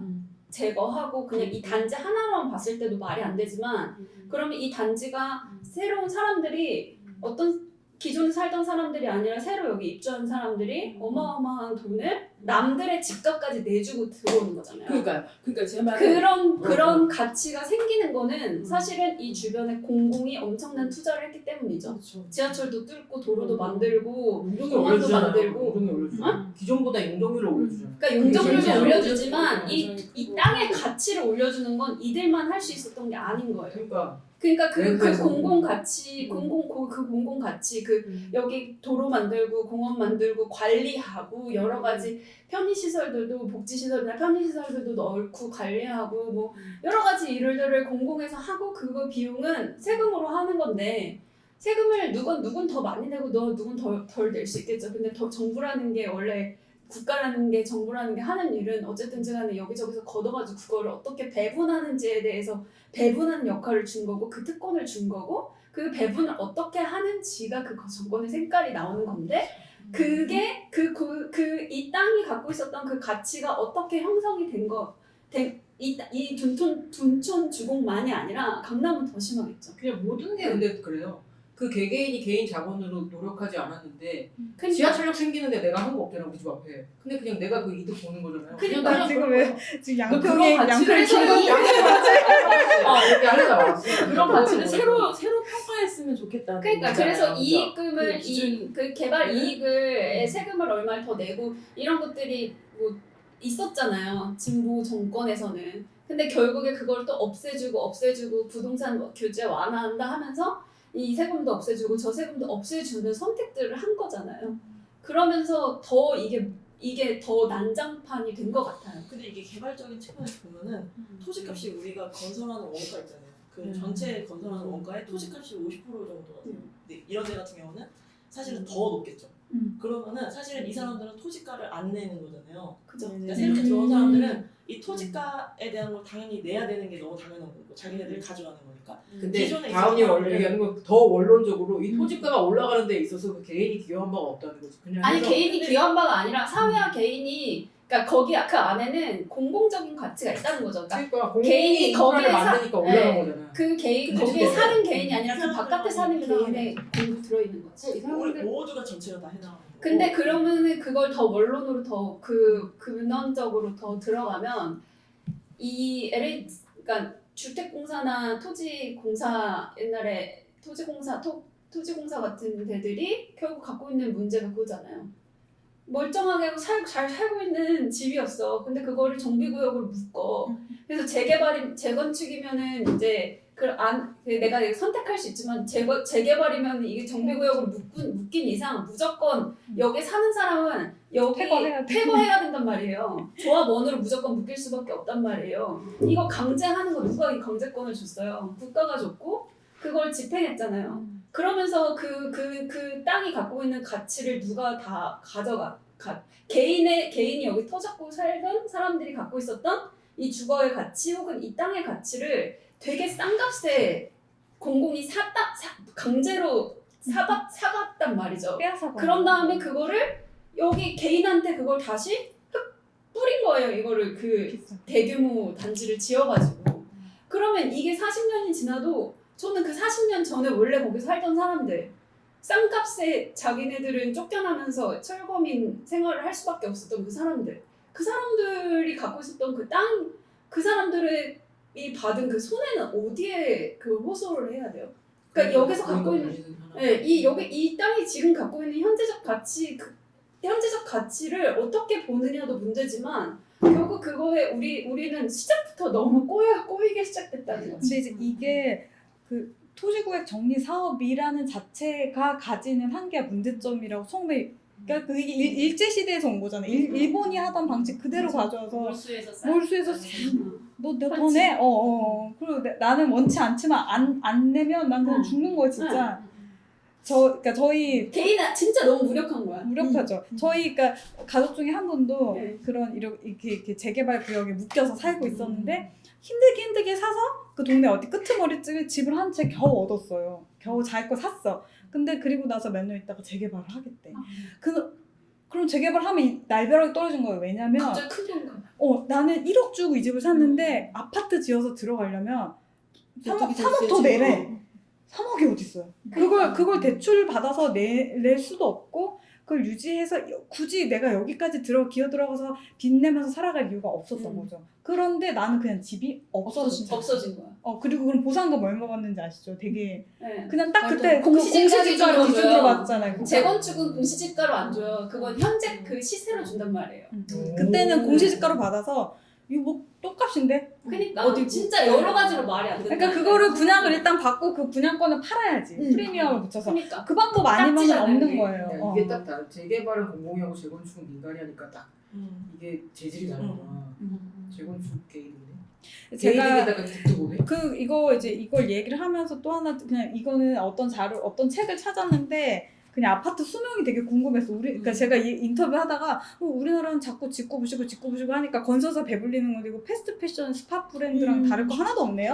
막 대충 지어서 20년 지난 20년이면 재건축 그 얘기를 하면서 생각해도 얼마나 자주 하지. 근데 이제 데이터를 보니까 영국은 아파트 평균 수명이 영국은 128년, 독일은 121년, 프랑스는 80년, 미국은 71.9년, 일본도 54년이에요. 근데 우리나라는 27년.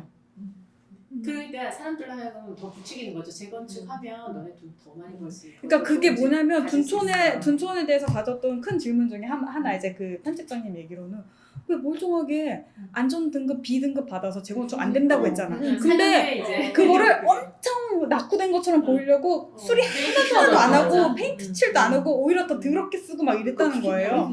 그게 그래서 안전등급 D등급을 받았는데 제가 이렇게 물어봤어요. 이게 가능한? 어떻게 B가 갑자기 D가 돼? 그랬더니 된대. 그냥 그거는 주관적인 판단 약간 뭘 보고 그거 서류에서 그렇게만 체크하면 D도 C가 되고 C도 D가 되고 뭐 D도 B가 될 수 있다 이렇게 얘기하시던데요. 맞아요? 맞아요. 와, 그래서 제가 안전등급이라는 게 그런 고무줄이에요. 뭘 원하냐고 물어보기도 하더라고요.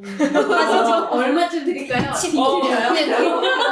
나야 아저씨에서 그 이성균이 구조기술사잖아요.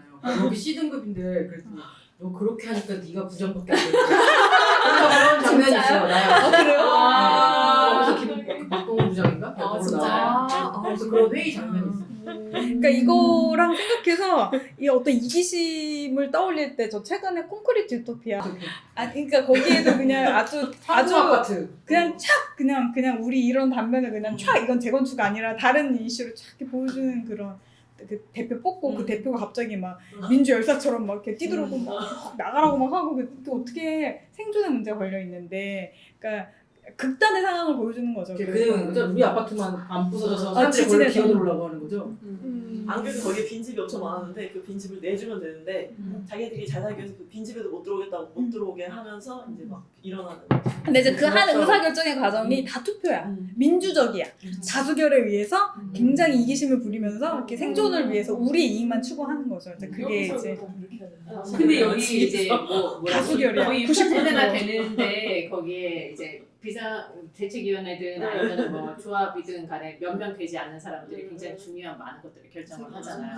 네, 그런 거에 대해서 근데 저는 한편으로 이게 이런 걸 할 때 사실 프로젝트 파이낸싱 하잖아요. 이게 뭐 돈이 한두 푼이야. 근데 이 어마어마한 돈을 빌려서 그러니까 이게 후분양해야 되는데 이런 말도 안 되는 선분양 이거 우리나라에만 있는 그러니까 어떻게 지어질지도 알 수 없는 건물을 모델하우스만 보고 이게 순살 아파트인지 뼈대 아파트인지도 나는 몰라. 근데 결과물을 보고 사는 게 아니라 그냥 그림을 보고 사는 거잖아요, 진짜. 난 그러니까 뭐 이거에 대한 말은 참 많지만 이 구조를 바꾸는 게 뭐 진짜 경제적인 논리로 아마 교수님이 그래서 그때 왜 요 분양제도와 중산층과 신도시 요구 관계로 책인지 칼럼인지 쓰셨던 것 아파트 같은데 게임 얘기 많이 그쵸. 했잖아요. 근데 어쨌든 그 관계로 결국은 그러니까 분양이 결국은 요 우리나라 아파트 문화의 핵심이다. 선분양 제도가 이것이 시작되지 않았을 때 문제는 완전 다른 문제다. 이게 되게 강조해서 하셨어요. 그러니까 여기서 왜 그 주택 사채 그 얘기하셨을 때도 채권 와 이게 이때 벌써 이때 그리고 이때는 심지어 주택 가격이 결정도 안 됐는데 그냥 일단 사채를 사. 근데 이거 내가 그걸로 4억짜리 집인지 8억짜리 집인지 12억짜리 집인지 난 몰라. 되게 이게 옛날부터 있었구나. 나 그래서 약간 충격받았어. 되게 요즘에 생긴. 그래서 1980년에 그 뜨거운 봄에 이 사람들은 강남 한옥판에서 이렇게 항의를 했대. 근데 아무도 안 잡아가지고. 왜냐면 얘는 이익직 다니고 그냥 정부에 충실하게 복무한 어떤 그런 사일이나 이 모든 상황이 진짜 약간 해프닝 너무 약간 블랙 코미디 같기도 하고 아무튼 굉장히 재밌게 읽었어요. 그래서 네. 끝나는 분위기인가요? 아니. 저는 언제나 저층주거제에 대해서 생각을 하니까 그래서 몇 가지 생각을 내가 이거 다 얘기하신 거니까 정말 눈빛이 눈물면서 내가 할 말이 올라가. 지금 마지막 시작도 안 했는데 지금 왜 이러고. 아니, 궁금한 게 나는 지금 60% 아파트면 아파트가 앞으로 더 이렇게 생길까? 그러니까 지금 있는 아파트들 하는 건 제가 말고 이 얘기 계속 하고 싶었어요. 사람들이 저는 이거 절대 안 바뀔 거라고 보거든요. 근데 그 이유는 사람들이 원하는 거예요. 그쵸. 그리고 60%가 아파트지만 지금 이거는 사람들이 나머지 40%는 사람들이 원하지 않는 주거고 대부분의 사람들이. 그러니까 이거는 제가 퍼센티지를 정확히 들었었는데 지금 기억이 아예 안 나는데 할 수 있다면 거의 100%에 가까운 거의 거죠. 100% 가까운 사람들이 아파트를 살고 싶어하고 근데 그 중에서 새 아파트를 살고 싶어한대요. 그래서 새 아파트만 따지면은 이 전체 우리 서울시에 있는 주거 중에 반도 안 된다는 거예요. 그러니까 사람들이 그래서 공급 부족이야. 그래서 아파트 공급 부족이야 지금. 지금이 그래서 너무 공급 부족이 너무 공급 부족이야. 이 얘기는 맞아. 사람들은 너무너무 이 새 아파트를 원하는데 새 아파트는 없고 그게 저는 이게 돈도 돈이지만 사람들이 원천적으로 원하는 주거가 어쨌든 지금 여기서는 이제 그런 거에 가치를 이제 아시는 분들이 있는 그렇지만 사람들의 대부분은 원하는 주거는 저층 주거지가 아닌 거예요. 그냥 아파트 대단지 아파트에 거기에 내가 들어가서 신축이고 여기에 시설이 다 갖춰져 있는 아파트에 살고 싶은 저는 그거라고 더 보거든요. 원천적인 거는. 근데 그러니까 그게 도시 인프라 때문인 거잖아요. 그치. 그쵸. 도시 인프라 때문인 그러니까 거잖아요. 저도 생각하는 거는 이 아파트를 어떻게 없애야지 이런 거는 사실은 저는 아예 아닌 것 같고 왜냐면 이거 원하는 사람들은 여기를 계속 원하니까요. 그러면은 이거가 안 되면 저층주거지나 이런 거에 여기에 맞아요. 먹어가는 더 좋은 투자를 해야지 이게 어느 정도 조금 나도 저기 살고 싶다 이런 생각을 사람들이 해야 이게 전체적으로 바뀌는 거지. 이게 막 국가가 나서가지고 이 아파트를 어떻게 지어야 돼? 막 이거는 하지 마. 뭐 이거는 여기는 이렇게 해야 돼. 여기는 재개발해야 돼. 여기는 재개발 절대 못해. 이렇게 정해서는 저는 이게 해결이 아예 안 될 것 같아요. 그 아파트 책 내셨을 때 박철수 교수님께서 그 강연을 어디서 했었더라? 뭐 정동 어디서 했나? 그 강연 들으러 갔었거든요. 그때 인상적이었던 게 뭐였냐면 이제 아파트에 대한 연구가 많이 되고, 그러니까 단지에 대한 문제점도 얘기하셨고, 돼야 우리나라 주거가 좋아진다 이런 얘기를 하셨는데, 저는 사실은 그 자리에서도 그렇게 생각하지 않았고, 아파트를 설계한 사람들이 아파트를 잘 설계를 못해서 우리가 전체 다 이렇게 사는 게 아니잖아요. 사실은 단지와 어쩌고 저쩌고 하는데도 하는 것도 아니야 단지로 살으라 그래. 하지만 아파트 바깥이 더 좋으면 그러니까 말씀하신 것처럼 아파트 바깥이 이미 기반 시설이나 이런 것들이 다 돼 있고 너무 좋아. 그러면 얘기가 완전히 달라진다고 저는 생각을 하거든요. 그래서 그 동네에 다니던 책도 마찬가지로 이것에 포커스를 맞춰줘라 이러는 건데 막상 공공 입장에서는 아니 우리 손끝당 안 하고 너네들이 다 알아서 정리했는데 당장. 아니 얘네들은 지금 이거 뭘 손대려 그러니까 민원에 뭐에 어디서부터 어디까지 땅도 해야 없고 도대체 그 그림을 그을 수가 없는데 음. 여긴 해주고 여긴 안 해준다 그럼 나중에 또 이러는 거죠 공공은. 그거죠. 우리 손대기 너무 귀찮아요. 아파트 하던가 말던가 아니면 그냥 있는 대로 살던가 이런 태도 때문에 지금 이게 점점 더 문제가 심각해지는. 사실 아파트 자체의 잘못은 없을 수도 있어요. 네. 아파트 밖까지 뭐가 얘기 듣다 보니까 참 생각나는 게 집수리 지원 사업이 처음 생겼을 때 저는 이거의 근거가 무엇인가? 왜 이걸 공공이 개인 집을 수리하는 데에 몇 천만 원씩 지원까지 해야 하는가?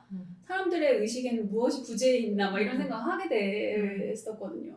그러니까 너무나 이 재건축해서 그러니까 헌집을 새 집으로 이렇게 바꾸는 거, 내 돈 들이지 않고 바꾸는 게 너무 만연한 거예요. 이게 그렇지. 아파트에 살지 않는 사람들한테도.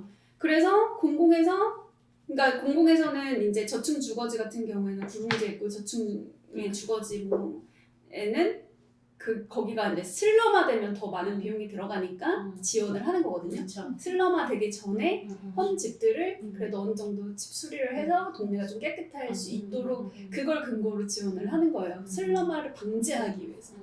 근데 이게 너무나 그러니까 이거는 근데 지금 아마 그게 없어졌을 거예요. 집수리 지원 사업이 오세훈 들어가지고. 근데 이 사람들이 집을 무엇으로 생각하는가? 집이 낡고 집이 좀 노후했어요. 그러니까 너무나도 이 아까 딱 그 말씀하신 게 너무 재밌는 게 새 아파트를 원한다는 거. 돈만 생기면 내가 오랫동안 살고 내가 여기서 뭔가 이렇게 추억도 있고 뭔가 어려움도 있었고 그리고 또 뭐 이걸 극복을 했을 수도 있고 극복 못할 수도 있지만 어쨌든 이 집이라는 공간이 내 삶과 긴밀하게 연동되어 있다는 감각이 이게 되게 긴 시간에 전 생애를 걸쳐서 이게 사람들한테 이런 의미로 남아있지 않나? 네. 이제 그렇기 때문에 이 집이라는 게 그냥 헌 것으로만 보이나? 그 50년 동안 교육 우리가 이제 체화된 그쵸, 거잖아요. 그쵸. 그 짜릿한 맛.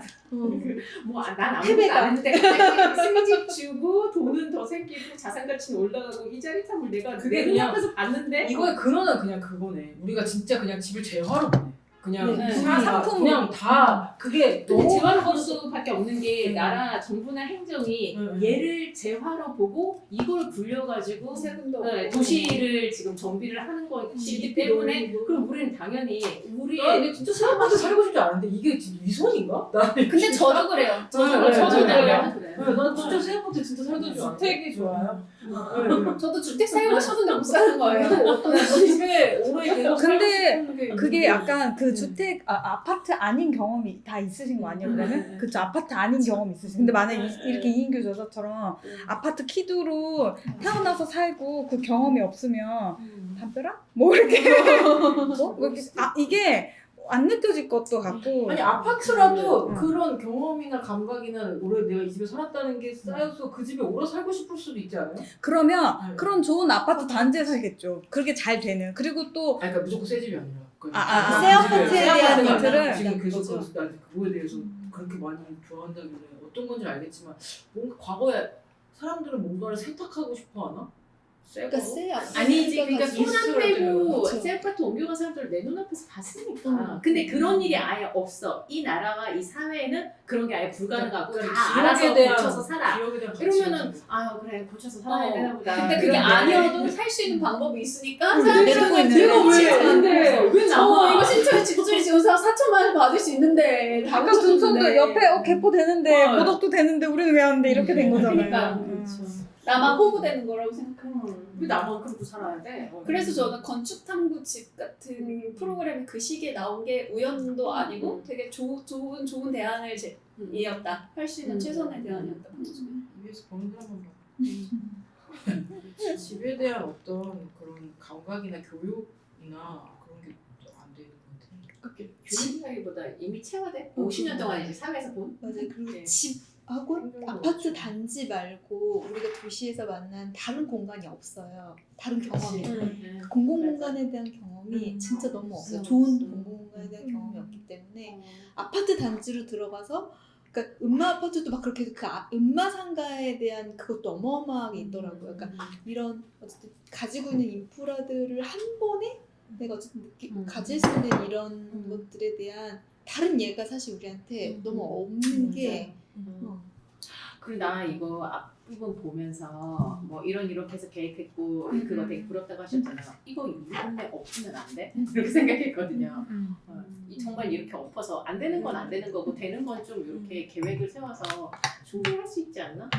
근데 그럴 걸 않겠지. 하려면 이런 저층주거제도 하려면 특별계획부에는 지구 단위로 묶어야 되고 이제 그걸 하려면 이제 자본을 또 끌어들이기 자본이 위해서 있어야 공간이 돼야지. 들어가야 되고 그리고 그리고 여기 일부분은 아파트로 지금은 더 중요한 건 뭔지 알아요? 더 중요한 건 민호는 어떻게 할 것인가?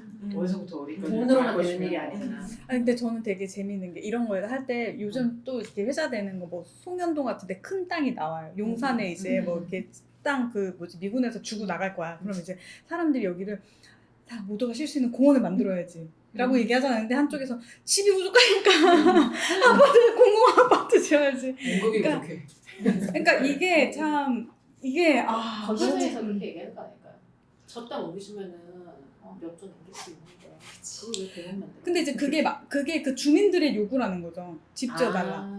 집 그런 지어달라가 건설사의 요구가 아니라 맞아요. 주민들이 그러니까 집 지어달라 그 제가 예전에 그 부평에 캠프마켓 이런 거 조사할 때도 부평의 캠프마켓을 공원으로 만들어야 되잖아요. 근데 그 공원으로 만드는 과정에서 예전에 있었던 그 건축 역사적인 공간들도 유지를 해야 되고 공원을 만들기 위해서 정화 작업도 해야 되고 오염됐으니까 땅이 미군이 사용하면서 그걸 해야 하려면 긴 시간이 필요한데 그걸 그 주변 아파트 단지에서 안 기다려주는 거야. 왜냐면 우리 아파트 값이 올라야 되거든. 이게 빨리 공원이 돼서 살기가 좋은 동네라는 소문이 나야 이 아파트가 집값이 뛴단 말이에요. 그러니까 벌써 이 아파트 주민 중에 많은 수는 서울에서 온 투자 자본들이 들어와서 다른 사람으로 이미 교체가 됐고 이 아파트의 대표들은 이미 그 동네 오래 살던 사람들이 아니야. 그 아파트 입주자 회의에서 이제 목소리를 높이는 사람들은 재산권을 외치는 사람들은 투기 세력인 거예요. 약간 그- 어떤 마약에 우리가 다 절여져가지고 멈출 수는 없겠다. 그러니까 그런 여러 가지 네, 청년 세대들 같은 경우에는 아파트를 자기가 거주지로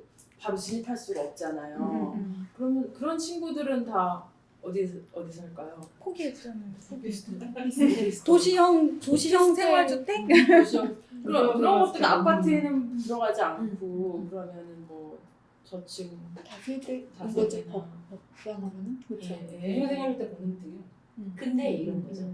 혼자 그렇게 살 때는 나쁘지 않잖아요. 나쁘지 않아. 근데 그래서 우리 그 영감에서 느꼈는데 결혼을 해서 내가 애를 낳는다고 생각하면 그런 아파트 이제 20몇 평, 30몇 평에 그렇죠. 지상 차 안 다니는 아파트 정도 있어야 애랑 학교 같이 가까워야 나가서 돼. 거기 유치원도 살아야지 가까워야 그 돼. 생각을 생활권을 되게 생활권 중요시 그래서 하거든요. 그때 생활권이라는 말이 나오는 것 같아요. 가기 힘들어. 가기 힘들어. 20대 가지고 후반, 있는? 30대 초반은 저처럼 그냥 혼자 살아도 상관없으면 나와서 사는데 그게 주로 오피스텔이 되는 것 같고 이제 직장 생활을 하니까 돈을 더 벌 것 같고 당장 역세권이 중요할 것 당장 같아요. 결혼할 생각이 없으면 아예 조금 더 좋은 데로 오는 것 같고 당장 내가 결혼할 것 같은데 한 당장은 아니고 한 3, 4년 있을 것 같으면 자취했던 친구들은 그냥 원룸 살고 보통은 집에서 뻗팅기는 것 같아요. 결혼할 때까지. 돈이 많아. 서울이 보통 캥거루 부모님이 냈네. 지원을 해주시거나 막 그런 게 좀 있으면 네. 조금 뭐 결혼할 막 3억 그런 얘기도 나왔지만 지금 그러니까 이 책 끝에도 그 세습 얘기가 나오잖아요. 네네네. 그 부모님이 이제 신혼집을 다음에 신혼집을 새로 하나 마련하고 그래서 누구한테 뭐 기반이 나는 우리 아파트 재개발하기 싫어 그랬더니 엄마가 야 너 신혼집 마련해 주려면 이거 지금 해야 된다고 하고 이제 그게 다. 근데 저는 PIRE 지수 이런 거 보는 것도 재밌었는데 79년 만에도 16평 아파트를 살려면 자기 연봉과 이런 월급 대비 3.91이니까 4년 정도 일하면 살 수 있었는데 지금은 16평쯤 되는 걸 10.5에서 11.3이니까 12년을 일해야 한 푼도 안 쓰고 모아야 원룸 사는 거예요. 그러니까 이게 여기 이게 더 서울법에 보면은 이제 이거가 이렇구나라고 다시 이제 좀 정리가 됐던 부분이 좀 읽어드릴게요. 재개발 사업과 재건축 사업에 적용하는 임대주택 건립 의무의 차이는 페이지 다른 아니, 책이야. 다른 책이에요. 그래도 몇 페이지예요? 그래도 몇 페이지인지 103쪽. 재개발 사업과 재건축 사업에 적용하는 임대주택 건립 의무의 차이는 불균형을 심화하는 요인이다. 현재 재개발 사업의 전체 세대수의 일정 비율을 임대주택으로 지어야 한다. 반면 재건축 사업에는 이런 임대주택 건설 의무가 없다. 왜 없냐면 2005년 노무현 정부는 주택 재건축 구역 안에 거주하는 무주택 세입자들의 주거 안정을 도모하고 도심지에서 임대주택을 늘리기 위해서 재건축 사업에도 임대주택을 짓도록 의무화했는데 4년 뒤 2009년 이명박 정부는 이 재건축 사업의 임대주택 공급 의무화를 폐지하고 소형주택 공급으로 대체했다. 그러니까 이걸 보니까 여기서 왜 소형주택을 짓잖아요. 소형평수를. 이게 사실은 이것도 사서 들어가는 거잖아요. 이게 만약에 소형평수가 아니라 임대주택이었다면 전혀 다른 이 독립의 과정도 되게 다를 거고 부모들이 돈을 지원하는 거 신혼부부나 뭐 장애인이나 여러 가지 임대주택의 우선권을 가질 수 있는 그 사람들이 더 도시 곳곳에 사실 들어갈 수도 있었을 거고 전혀 달라질 수 있었을 텐데 이게 이 정책으로 인해서 10몇 년 동안 이게 우리한테 너무나 당연하게 개인 돈을 들여서 오피스텔이든 뭐든 되게 무리해서라도 어쨌든 그걸 사고 네 그리고 임대주택을 재건축 사업에서 몰아낸 거죠.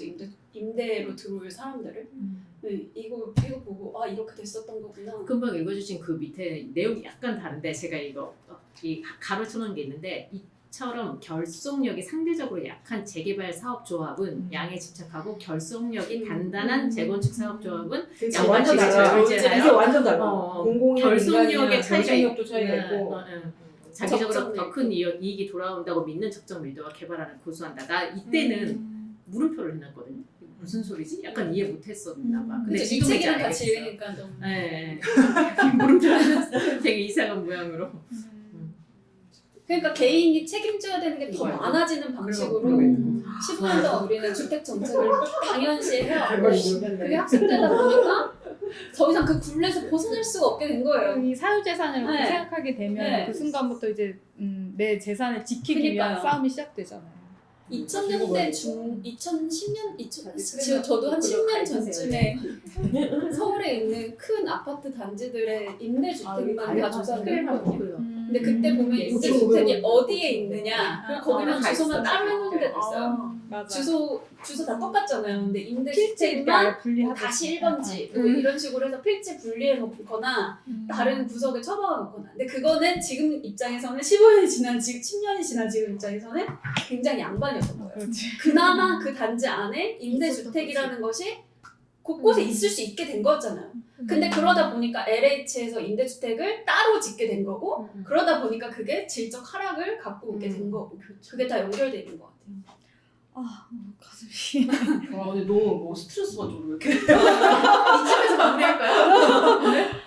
여기서 그 하나의 대안이 됐던 도시형 생활주택 같은 게 지금 이렇게 양산되고 있는 지방 도시 같은 데 가서 막 저기 오피스텔이야 주택이야 저거 인도 가격이 여기서 도시형 생활주택 개가. 그러니까 1.5m 채광도 안 좋아 크기도 안 좋은데 최악은 주차. 그래 다 기계식이잖아요. 근데 그렇게 해서 만들어가지고 인천에 전세 사기 나고 그 대형으로 만들어서 사기치고 그러니까 이게 결국 악순환을 더 양산하는 방식이다 이런 생각이 듭니다.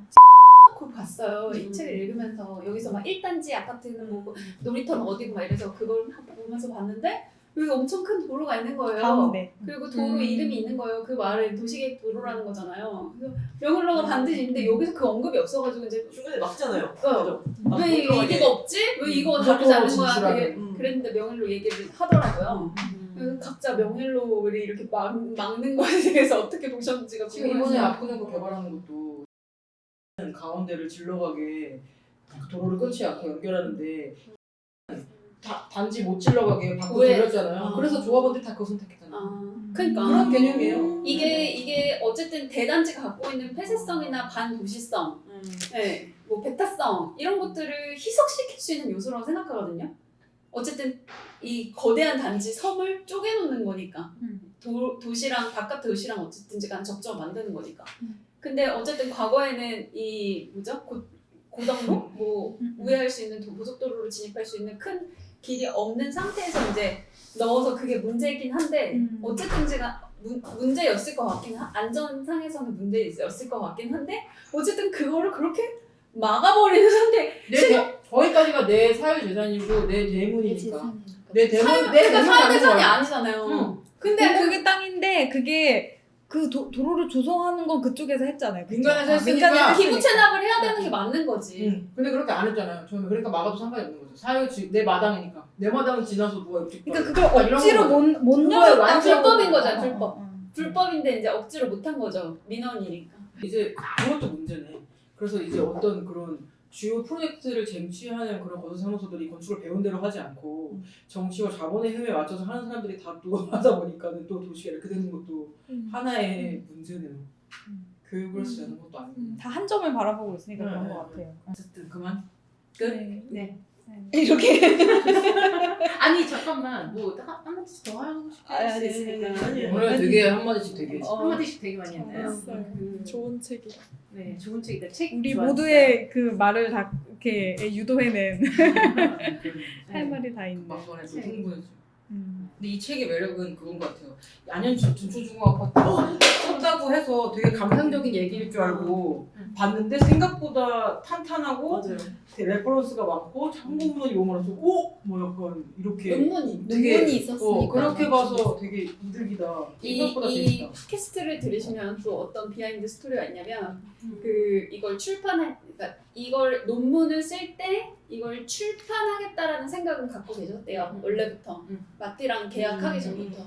근데 이거를 이전처럼 독립 출판을 하겠다라는 생각도 했었는데 박철수 교수님이 논문을 독립 출판하는 건 가오가 빠진다. 응. 그리고 독립시장이 좀 그렇다. 그래서 다 제대로 된 편집자가 있고 이제 그 맞아. 출판사로 해라 네. 이렇게 이 해서 시즌에 잘했다. 그게 진짜 잘한 것 같아요. 맞아요. 너무 잘 만들었어요. 편집자 역할이 되게 그쵸. 중요하죠. 목차도 너무 잘 달지 않았어요? 음. 표지도 목차도 너무 마음에 들었어요. 순서는 논문 순서 그대로라고 얘기하시긴 아, 하더라고요. 계고를 했는데 그래서 제가 어떤 순서가 바뀌었나 그랬더니 아니 그건 아니고 생애 주기별로 이미 처음부터 논문이 그렇게 쓰여 있긴 했었다고 그 얘기는 해주셨어요. 논문이 엄청 그 팟캐스트 들으면 논문이 엄청 두꺼워서 이렇게 세워놓을 수 있을 정도라고 하더라고요. 되게 그래서 두꺼워서. 한 번 쓴 걸 또 쓰니까 네. 훨씬 나아지죠. 내용을 싹 압축해서 넣을 수가 있구나. 그래서 이거를 어떤 이렇게 더 잘 어쨌든지 간에 논문이 아니라 이거는 책으로서 대중 독자들한테도 읽혀야 되는 포인트가 있으니까 엄청나게 그거를 이제 책을 줄이고 압축하는 작업들이 있었다고 그